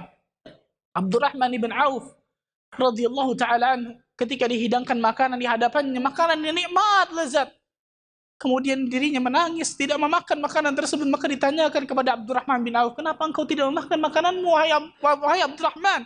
Seorang Abdurrahman bin Auf adalah seorang yang kaya raya, saudagar yang luar biasa, Masya Allah. Apa kata Abdurrahman? Aku takut, kata Abdurrahman. Aku takut nikmat yang Allah berikan nanti di akhirat Allah segerakan di dunia, sehingga aku tidak dapat apa-apa nanti di negeri akhirat. Allah Akbar. Lihat dari kita, orang-orang yang bergelimang dengan kenikmatan dunianya, lupakan akhiratnya. tidak mempunyai khasyatullah kepada Allah tabaraka wa taala. Doa ini doa yang sangat luar biasa agar Allah azza wa jalla berikan khasyatullah kepada diri kita. Lihat diri kita Bapak Ibu sekalian, kita selalu melakukan kemaksiatan kepada Allah. Kita selalu durhaka kepada Allah, padahal Allah azza wa jalla selalu memberikan kenikmatan kepada diri kita. Kita selalu lupa kepada Allah, padahal Allah selalu ingat kepada hamba-Nya yang mengingat dirinya. Kita selalu terjauhkan dengan din Allah, dengan agama Allah. Kita selalu terjauhkan dari surganya Allah.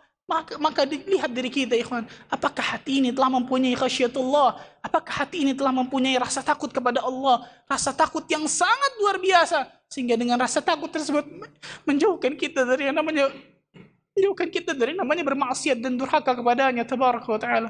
Lihat diri kita, subhanallah. Rasulullah SAW berdoa, Allahumma wa as'aluka khasyataka. Ya Allah, aku memohon kepadamu khasyah, rasa takut kepadamu. Rasa takut kepadamu, ya Allah. Fil ghaibi wasyahadah. Ketika aku dalam kesendirian ataupun dalam keramaian. Karena ada manusia-manusia yang ketika dalam keramaian menjadi temannya para malaikat. Masya Allah, luar biasa. Ketika dalam keramaian dikenal orang yang saleh, orang yang taat kepada Allah. Tapi ketika dia dalam kesendirian, orang yang paling pertama berbuat kedurhakaan kepada Allah. Orang yang paling pertama menerjang larangan Allah tabaraka wa ta'ala. Karena itu Rasulullah SAW meminta, Allahumma wa as'aluka fil ghaibi wa syahada. Allahumma wa as'aluka khasyataka fil ghaibi wa syahada. Ya Allah, kau mohon kepadamu khasyah, rasa takut kepadamu dalam kesendirian, dalam aku kesendirian, dan juga aku dalam keramaian. Imam Syafi'i rahimahullah ta'ala berkata, di antara ketakwaan yang paling sulit adalah ketika kita dalam keadaan sendirian. Ketika kita bertakwa dalam keadaan sendirian, maka itu insyaAllah ta'ala orang tersebut adalah mempunyai rasa takut kepada Allah dengan rasa takut yang benar, yang hakiki. Kita lihat sekali lagi diri kita, Bapak Ibu sekalian, apakah diri kita sudah mendapatkan rasa takut kepada Allah dalam kesendirian ataupun dalam keramaian. Dan potongan yang di bawahnya, Rasulullah SAW bersabda, wa as'aluka ladzatan nazari ila wajhik wasyauqa ila liqa'ik. Dan aku memohon kepadamu ya Allah kelezatan memandang wajahmu di surga. Allahu Akbar. Dan kerinduan untuk bertemu denganmu. Aku memohon kepadamu ya Allah ladzatan nazari ila wajhik. Aku memohon kepadamu ya Allah agar bisa memandang wajahmu yang paling, dan ini kenikmatan surga yang paling tinggi Bapak Ibu sekalian. Rasulullah sallallahu alaihi wasallam bersabda, hadis yang sahih dari Imam Muslim, "Idza dakhala ahlul jannatil jannata." Apabila penghuni surga telah masuk ke dalam surga. Apabila penghuni surga telah masuk ke dalam surga. Idza dakhala ahlul jannati jannata. Apabila penghuni surga telah masuk ke dalam surga, maka Allah azza wa jalla akan bertanya kepada mereka. Allah tabaraka wa taala akan bertanya kepada mereka, "Hal turiduna syai'an azidukum?" Maukah aku tambahkan kepada kalian? Maukah aku tambahkan kepada kalian? Hal turiduna syai'an azidukum? Maukah aku tambahkan kepada kalian tambahan wahai penghuni surga? Maka penghuni surga menjawab, alam tubayyid wujuhana? Alam tudkhilna jannata wa tunjina minan nar? Ya Allah, bukankah engkau telah memberikan kenikmatan kepada kami berupa wajah kami bersinar pada hari ini? Bukankah engkau telah memasukkan kami ke dalam surga? Dan bukankah engkau telah menjauhkan kami dari neraka? Ini nikmat yang luar biasa, kata mereka. Maka apa kata Allah? Maka apa kata Rasulullah? Fayakshifu 'annal hijab. Maka Allah azza wa jalla membuka hijabnya. Membuka hijabnya. Fama u'tu syai'an kata Rasulullah, ahabba ilaihi minan nadhar ila rabbihim azza wa jal.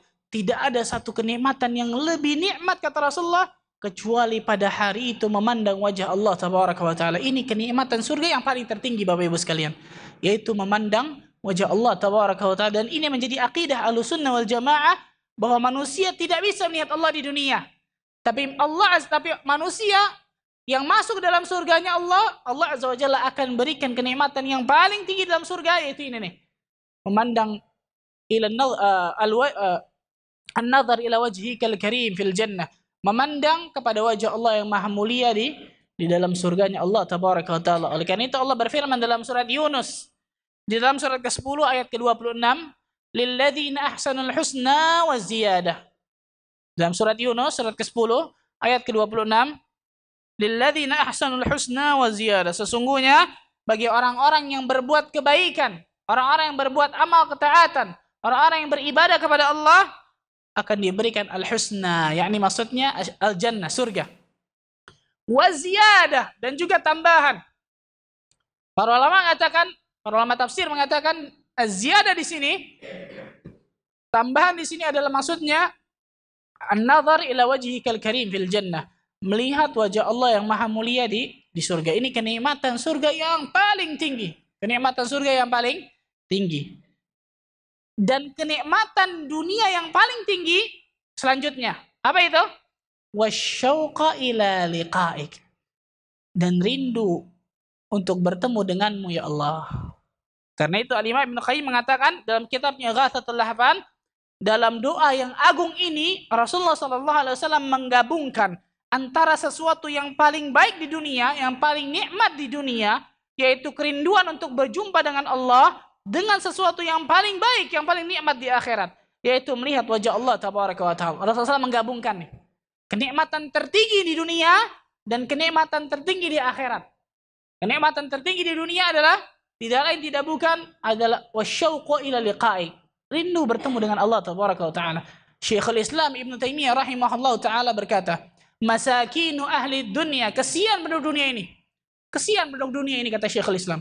Kharaju minha walam yadhuqu atyabu ma fiha. Mereka keluar dari dunia ini, meninggal dari dunia ini, tapi belum merasakan kenikmatan yang paling tertinggi dalam dunia ini. Apa itu? Syekhul Islam berkata, ma'rifatullah, mengenal Allah. Ya, ini kenikmatan tertinggi nih. Ma'rifatullah, mengenal Allah tabaraka wa ta'ala. Wa mahabbatuhu, kemudian mencintainya. Kenikmatan tertinggi kata Syekhul Islam di dunia, ma'rifatullah, mengenal Allah tabaraka wa ta'ala. Wa mahabbatuhu, ketika seorang sudah mengenal maka mencintai Allah. Wa mahabbatuhu, mencintainya. Wal unsu biqurbihi, kemudian nikmat ketika berdekatan dengannya. Merasakan kenikmatan ketika berdekatan dengan Allah. Karena itu orang yang beriman ketika dirinya sholat, dirinya beribadah kepada Allah, merasakan nikmat nih. Ini kenikmatan dunia yang paling tertinggi. Berapa banyak ketika kita sholat tapi kita tidak merasakan kenikmatan khusyuk dalam sholat kita. Allahu Akbar. Padahal kata Allah apa? Qad aflahal mu'minun alladzina hum fi salatihim khashi'un. Sungguh beruntung orang-orang yang beriman. Siapa mereka? Itu orang-orang yang khusyuk di dalam salatnya. Kita belum khusyuk dalam salat kita, Bapak Ibu sekalian. Bisa jadi kita belum termasuk orang-orang yang beruntung di dunia.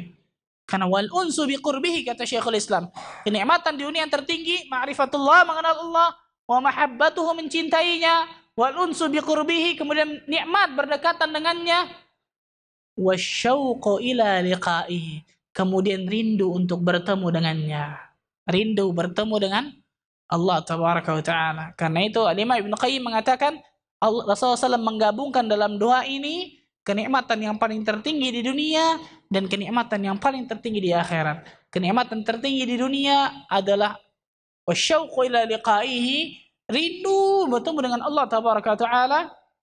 Seorang muslim dan muslimah enggak boleh betah luar biasa di dunia ini, tidak. Tapi dia harus rindu dengan negeri akhirat, rindu dengan surganya Allah, rindu berjumpa dengan Allah, rindu untuk melihat wajahnya Allah tabaraka wa ta'ala.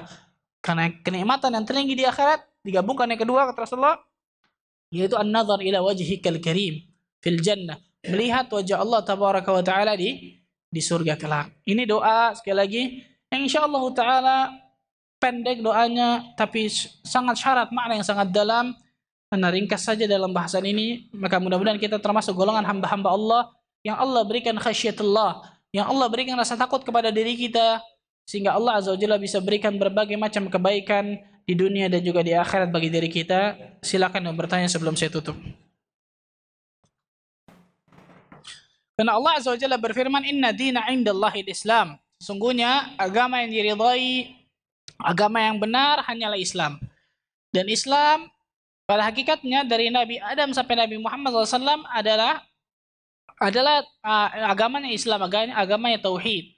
Dan Rasulullah SAW disebutkan bahwa khataman nabiyyin, penutupnya para nabi. Allah Azza wa Jalla yang bersaksi langsung berarti. Kalau dibilang tidak ada saksinya, Allah yang bersaksi. Allah sebaik-baik saksi adalah Allah, jelas, Masya Allah. Allah mengatakan dalam surat Al-Anbiya, di situ disebutkan apa? Boleh yang namanya Nabi Muhammad adalah khataman nabiyyin, penutupnya para nabi. Karena itu tentang masalah tadi ini, itu sebenarnya tasykik, ingin memasukkan keraguan kepada hati kaum muslimin bahwa tentang masalah tadi, bahwa Nabi Muhammad tidak ada saksinya dan sebagainya. Ini yang seperti ini bukan satu dua tentang masalah seperti ini, bahwa aliran-aliran sesat dan lain sebagainya tadi, manusia yang mengatakan bahwa satu dan dua, Rasulullah SAW tidak ada saksinya dan sebagainya, maka jelas dari sini kita bisa patahkan, Pak, orang sebut pasti salah gitu. Orang sebut pasti salah. Seorang muslim dan muslimah wajib di dalam hatinya berkeyakinan bahwa Islam adalah agama yang benar. Selain Islam pasti salah. Satu. Seorang muslim dan muslimah wajib berkeyakinan bahwa Tuhannya hanya satu, Allah Tabaraka wa Ta'ala. Seorang muslim dan muslimah wajib berkeyakinan bahwa Nabi Muhammad adalah utusan terakhir, Rasul terakhir, Nabi terakhir, yang dengan Nabi terakhir ini rahmatan lil alamin, diutus bagi seluruh alam. Rasulullah bersabda dalam hadis yang sahih Imam Muslim, "Walladzi nafsu Muhammadin biyadihi." Demi jiwaku yang berada di tangannya, kata Rasulullah, "La yu'minu bi ahadun min hadhihi al-ummah. La yasma'u bi ahadun min hadhihi al-ummah yahudiyan wala nasraniyan walam yu'min billadzi ursiltu bihi illa kana min ashabin nar." Tidaklah seseorang yang mendengar, kata Rasulullah, aku diutus. Lihat, tidaklah seorang mendengar aku diutus, kata Rasulullah, baik dia Yahudi, baik dia Nasrani, kemudian tidak beriman dengan apa yang aku bawa, illa kana min ashabin nar, kecuali pasti orang tersebut akan masuk termasuk penghuni neraka. Rasulullah mengatakan seperti itu. Dan Allah Azza wa Jalla mengatakan, wa ma yantiqu 'anil hawa in huwa illa wahyu yuha. Sesungguhnya Nabi Muhammad itu berkata bukan atas dasar hawa nafsunya, tapi atas dasar wahyu ilahi yang diwahyukan kepada dirinya. Yang kedua, tentang masalah ini tanggapannya, ini yang namanya hidayah, Masya Allah. Ini yang namanya hidayah. Shadaqa Rasulullah SAW. Benar apa yang dikatakan Rasulullah SAW. Apa itu? Nanti di akhir zaman, fitnah yang sangat luar biasa. Kaqita'il lailil muzlim, kata Rasulullah. Fitnah tersebut seperti malam yang gelap luar biasa. Ada manusia yang paginya muslim, sorenya kafir. Atau sebaliknya, manusia yang sorenya muslim, paginya kafir. Subhanallah, kita lihat depan mata kita sekarang. Bahkan yang bisa kita lihat, seorang dai besar mungkin kita lihat. Dari kecil mungkin pendidikan agama Islamnya bagus, menjadi dai besar, Masya Allah. Ternyata sampai sekarang ternyata Allah Azza wa Jalla tidak berikan hidayah ketika. Ini namanya hidayah, ikhwan. Karena kewajiban setiap manusia meminta hidayah setiap saat. Bukan hanya setiap waktu, tapi setiap saat. Karena bisa jadi seorang manusia Allah Azza wa Jalla wafatkan dalam keadaan su'ul khatimah, na'udzubillah, seperti tadi. Bisa jadi ketika dirinya tidak bertobat kepada Allah, terus dalam kesesatannya, maka Allah Azza wa Jalla akan wafatkan dalam keadaan kafir. Dan ini jelas min ashabin nar, kata Rasulullah. Maka dia akan termasuk penghuni neraka. Na'udzubillah min dzalik. Itu tanggapan saya.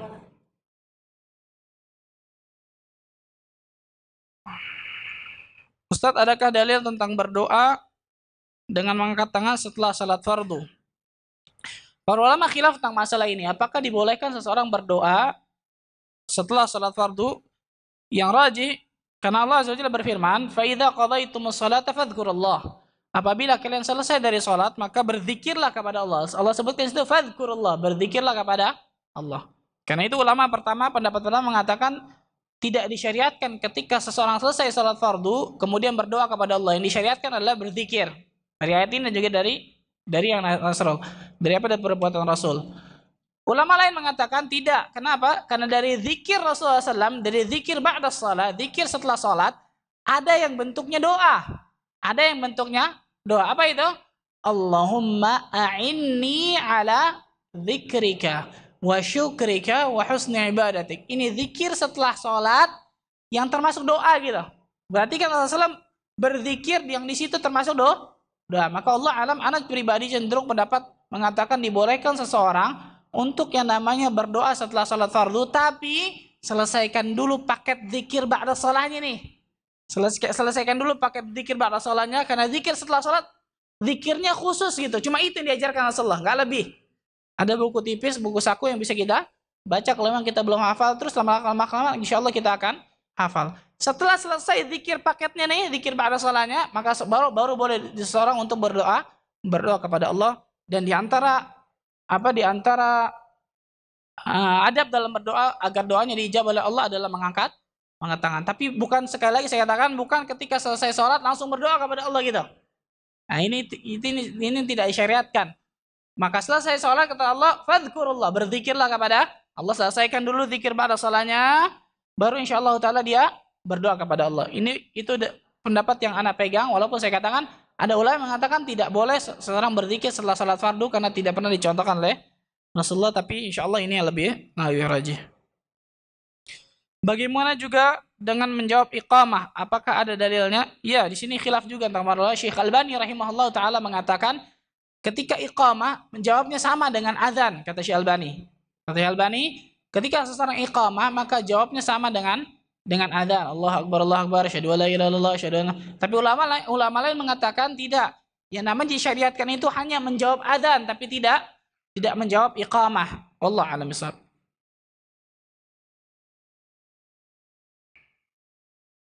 Ustaz, bagaimana dengan hukum isbal? Benarkah pernyataan bahwa boleh isbal asal tidak sombong? Ini nggak ada nyambung sama khasyatullah, masyaallah. Bapak Ibu sekalian, di sini juga bawahnya juga bagaimana juga dengan hukum jenggot, apakah sunnah atau wajib? Baik. Sebelumnya saya mau kasih kaidah dulu nih. Di dalam Al-Qur'an atau di dalam Al-Hadis, kaidahnya yang pertama al-amru lil wujub. Perintah menunjukkan kewajiban. Jadi kalau kita temukan di dalam Al-Qur'an atau di dalam hadis ada perintah, baik perintah Allah atau perintah Rasulullah. Berarti kata para ulama usul fikih, al-amru lil wujub. Kalimat perintah menunjukkan kewajiban. Kecuali ada dalil yang memalingkan dari wajib ke sunnah misalnya. Dalil wajib ke mubah, gugur. Tapi selama tidak ada dalil, maka hukumnya tetap wajib. Ini kaidah pertama ya. Perintah menunjukkan kewajiban. Yang kedua, kebalikannya. An-nahyu lit-tahrim. Larangan menunjukkan keharaman. Larangan menunjukkan keharaman. Kalau kita temukan dalam Al-Qur'an atau dalam As-Sunnah Al-Hadis, ada larangan Allah, larangan Rasul, berarti itu menunjukkan keharaman. Sampai ada dalil yang memalingkan, misalnya dari haram turun ke makruh. Kalau nggak ada dalilnya berarti haram gitu. Kaidah asalnya, asal hukum asalnya tuh. Ini dua ini nih. Kita lihat tentang masalah tadi, tentang masalah isbal dan juga masalah jenggot. Rasulullah SAW bersabda, "Ma asfala minal izari minal ka'bain fa finnar." Apa-apa yang di bawah dari kain sarungnya atau celananya dari mata kakinya, maka Allah Azza wa Jalla akan mengancamnya dari api neraka. Riwayat lain mengatakan, seseorang ada 3 golongan yang Allah Azza wa Jalla tidak melihat dirinya di hari kiamat nantinya, tidak dilihat oleh Allah, kemudian tidak disucikan oleh Allah, kemudian Allah wala yanzuru ilaihim wala yuzakkihim walahum adzabun alim, dan bagi mereka azab yang pedih. Di antaranya al-musbilu izarahu, orang yang musbil kainnya, orang yang musbil celananya di bawah mata kakinya. Ada ulama mengatakan, khilaf ulama tentang masalah ini. Imam Nawawi mengatakan di antaranya isbal ketika menjulurkan, bagi laki-laki ya, bagi laki-laki isbal melebihi mata kakinya, Imam Nawawi mengatakan hukumnya makruh. Karena hadis ini menjadi pengait gitu. Kalau tidak sombong maka termasuk makruh gitu. Tapi ulama lain mengatakan, dan ini insya Allah lebih rajih, dari dua dalil ini berbeda. Apa bedanya? Dua-duanya beda dari yang namanya azabnya. Yang pertama, hadis pertama mengatakan, ma asfala minal ka'bain minal izar fa finnar. Apa-apa yang di bawah mata kaki dari celana seseorang, maka itu diancam dengan api neraka. Hadis kedua mengatakan, Allah Azza wa Jalla tidak melihat, tidak mensucikan, kemudian dia akan mendapatkan azab yang pedih. Al-musbilu izarahu, orang yang menjulurkan kainnya di bawah mata kakinya. Riwayat lain mengatakan khuyala, dengan sombong. Saya mau tanya nih, gampangnya begini. Nak, jangan keluar dari pintu ini. Kalau keluar, ayah pukul. Perkataan kedua, ayahnya mengatakan, nak, jangan keluar dari pagar ini. Kalau enggak, ayah akan pukul dan juga akan usir. Ancamannya beda nggak? Yang pertama, jangan keluar dari pintu ini, ayah akan pukul. Jangan keluar dari pintu ini dan juga jangan keluar dari pagar ini atau ayah akan pukul dan juga ayah akan usir dari rumah. Hadis tadi lihat mengatakan, ada dua hadis. Yang pertama mengatakan, seseorang yang kainnya di bawah mata kakinya atau celana di bawah mata kakinya tanpa sombong. Rasulullah tidak menyatakan ada sombong atau tidak nih. Ma asfala minal ka'bain minal izar fa finnar. Apa-apa yang kain di bawah mata kakinya maka itu dalam api neraka. Rasul tidak menyatakan sombong atau tidak. Yang kedua, ketika sombong disertai dengan sombong, azabnya lebih besar. Oleh karena itu kata para ulama usul fikih, yang seperti ini tidak bisa dikaitkan antara mutlak dan muqayyad. Kenapa? Karena azabnya berbeda. Karena azabnya, siksanya berbeda. Kalau yang pertama diancam oleh neraka, yang kedua bukan cuma diancam oleh neraka, tidak dilihat oleh Allah, tidak disucikan hari kiamat, mendapatkan azab pedih. Kalau seseorang ketika menjulurkan kainnya di bawah mata kaki dengan sombong. Hadis lain mengatakan, ketika seorang laki-laki kemudian datang kepada Umar bin Khattab setelah Umar ditikam. Setelah Umar ditikam oleh Abu Lu'lu', ketika mau meninggal nih, ada seorang laki-laki datang nih kepada Umar, kemudian mengatakan lain sebagainya. Ketika mau jalan, dipanggil sama Umar, "Ta'al." Dia lagi mau meninggal, dibayangkan nih. Umar bin Khattab lagi mau meninggal. Apa itu? Umar bin Khattab mengatakan, "Ya rajul, irfa' thawbak." Angkat celanamu, angkat apa? Gamismu, angkat bajumu, angkat sarungmu. Karena itu lebih mensucikan dirimu dan lebih bertakwa kepada Allah. Lagi genting nih, bayangkan. Lagi apa? Lagi genting ketika menghadapi sakaratul maut, ditusuk dengan 7 tusukan oleh Abu Lu'lu' al-Majusi. Kata para ulama, kalau perkara itu bukan perkara yang sangat penting, nggak mungkin Umar bin Khattab sampai mengatakan kepada orang tersebut ketika mau jalan suruh dipanggil lagi sama Umar. Karena Umar melihat apa bajunya, gamisnya, sarung celananya sampai melebihi mata kaki. Irfa' thawbak, kata Umar bin Khattab. Angkat celanamu, angkat sarungmu atau angkat gamismu, karena itu lebih bertakwa kepada Allah dan akan lebih menjadikan engkau bersih dari segala macam kotoran dan sebagainya. Dan ini yang lebih rajin insyaallah, pendapat yang lebih anak pegang, yaitu ketika seorang laki-laki ya, bukan perempuan. Sekarang kebalik, subhanallah. Perempuan ditinggiin setinggi-tingginya, laki-laki sebaya, masya Allah. Haula wala quwata illa billah. Perempuan pakai segini lah, sepaha lah, ini macam-macam, setinggi-tingginya tuh. Laki-laki sependek-pendeknya, masya Allah. Ini kebalik nih, akhir zaman tuh kebalik, masya Allah. Pada hakikatnya seorang perempuan, maka harus sampai yang namanya apa? Harus sampai namanya kakinya. Bahkan Rasulullah menyebutkan sejengkal lebih daripada itu, bahkan sehasta lebih ini, jangan lebih lagi. Kalau bisa seperti itu maka lebih ahsan. Tapi kalau laki-laki, irfa' thawbak, maka angkat celana kita, angkat yang namanya baju kita, angkat sarung kita di atas mata kaki. Ini menunjukkan bahwa yang namanya isbal ada perkara yang diharamkan. Ini pendapat yang lebih anak pegang. Dan yang kedua, masalah hukum jenggot itu sendiri tadi tuh. Perkara tadi tuh. Yang namanya perintah menunjukkan apa? Kewajiban. Rasulullah SAW bersabda, "A'ful liha." Riwayat lain mengatakan, "Auful liha." Peliharalah apa? Jenggot. Wa ahfu syawarib. Kemudian tipiskan kumismu. Berarti dari hadis ini, kaidah usul fikih mengatakan apa? Perintah menunjukkan kewajiban. Kecuali ada dalil yang memalingkan. Dari perintah jenggot misalnya, ya, dari perintah wajib menjadi makruh misalnya kalau mencukur jenggot dan sebagainya. Tapi ternyata tidak ditemukan. Rasulullah bersabda, "Khaliful majus." Berselisih orang-orang Majusi. Orang Yahudi dan Nasrani pada zaman Rasul juga berjenggot. Hanya orang Majusi yang tidak berjenggot. Tapi tidak menunjukkan, oh orang Yahudi kan zaman sekarang orang gitu. Lebih baik yang namanya seorang hatinya, ketakwaannya daripada penampilan luarnya. Orang Yahudi dan Nasrani juga banyak yang berjenggot. Zaman Rasul juga sudah berjenggot. Zaman Rasul Yahudi dan Nasrani sudah berjenggot. Dari hadis ini nih, khaliful majus, kata Rasulullah. Selisihlah orang-orang Majusi. Apa itu? A'ful liha. Perihalalah jenggotmu, wa ahful liha. Kemudian tipiskan dari kumismu. Maka yang lebih rajin dari sunnah Rasul adalah yang namanya seorang mencukur jenggotnya adalah perkara yang diharamkan oleh Allah tabaraka wa taala. Assalamualaikum warahmatullahi wabarakatuh. Apakah dalam berdoa untuk meminta kebaikan boleh disebutkan satu persatu namanya, seperti nama anak-anaknya disebutkan satu persatu? Sebenarnya boleh saja Bapak Ibu sekalian untuk diperinci. Tapi pada hakikatnya apa yang kita minta dan kita niatkan kepada Allah, Allah Maha tahu gitu. Ini yang pertama. Ketika seorang hanya berdoa secara umum, Rabbi habli minas salihin misalnya, atau Rabbi ja'alni muqimas salati wa min dzurriyyati rabbana wa taqabbal du'a. Itu kan secara umum ya. Secara umum. Maka insyaallah taala itu sudah termasuk gitu, insyaallah dibolehkan di situ. Tapi kalau seorang mau merinci, tapi perinciannya jangan terlalu detail nih, karena terhalangnya diijabah seseorang adalah seseorang yang berlebihan di dalam doanya.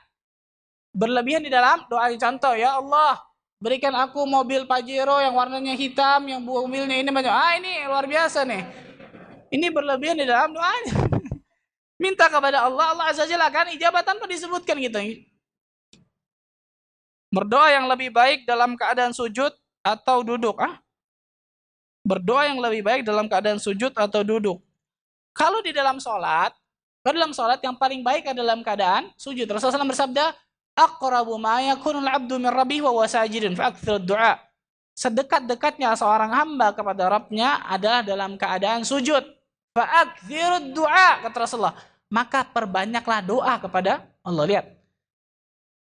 Sampai saat ini Anda belum pernah temukan hadis Rasulullah SAW yang menyatakan fa'aktsirud du'a kecuali dalam sujud. Paham nggak Bapak Ibu? Sampai saat ini nih ada banyak waktu-waktu diijabahnya doa. Di antaranya hari Jumat ba'da asar ya. Di antaranya antara adzan dan iqamah. Di antaranya ketika adzan berkumandang. Di antaranya ketika nuzul matar, ketika turunnya hujan. Di antara ketika apa lagi? Ketika safar, ketika berpuasa. Tapi dari yang namanya waktu tersebut semua tidak ada perintah dari Rasulullah untuk fa'aktsirud du'a kecuali sujud. Kecuali sujud. Ini menunjukkan apa kata para ulama? Sedekat-dekatnya seorang hamba benar-benar itu ketika sujud. Maka fa'aktsirud du'a kata Rasulullah. Perbanyaklah berdoa kepada Allah. Menunjukkan luar biasa ketika seorang sujud dalam salatnya, minta apa yang dia minta gitu. Minta apa yang dia minta kepada Allah tabaraka wa taala. Tapi ketika seseorang di luar salat, maka nggak perlu dalam keadaan sujud. Duduk saja kemudian menghadap kiblat di antara adabnya, kemudian menengadahkan tangannya ke langit, yakin bahwa doanya akan dijabah, memuji Allah, bersalat kepada Rasulullah, kemudian masuk ke doanya ditutup begitu juga, memuji Allah, bersalat kepada Rasulullah, yakin bahwa doanya akan dijabah, kemudian memperbanyak amal saleh dan lain sebagainya gitu. Kalau dalam sujud maka perbanyak doa dalam salat ya. Tapi kalau di luar salat tidak perlu untuk bersujud. Wallahu taala. Ada lagi yang lain? Bagaimana sikap kita bila menghadapi di tengah majelis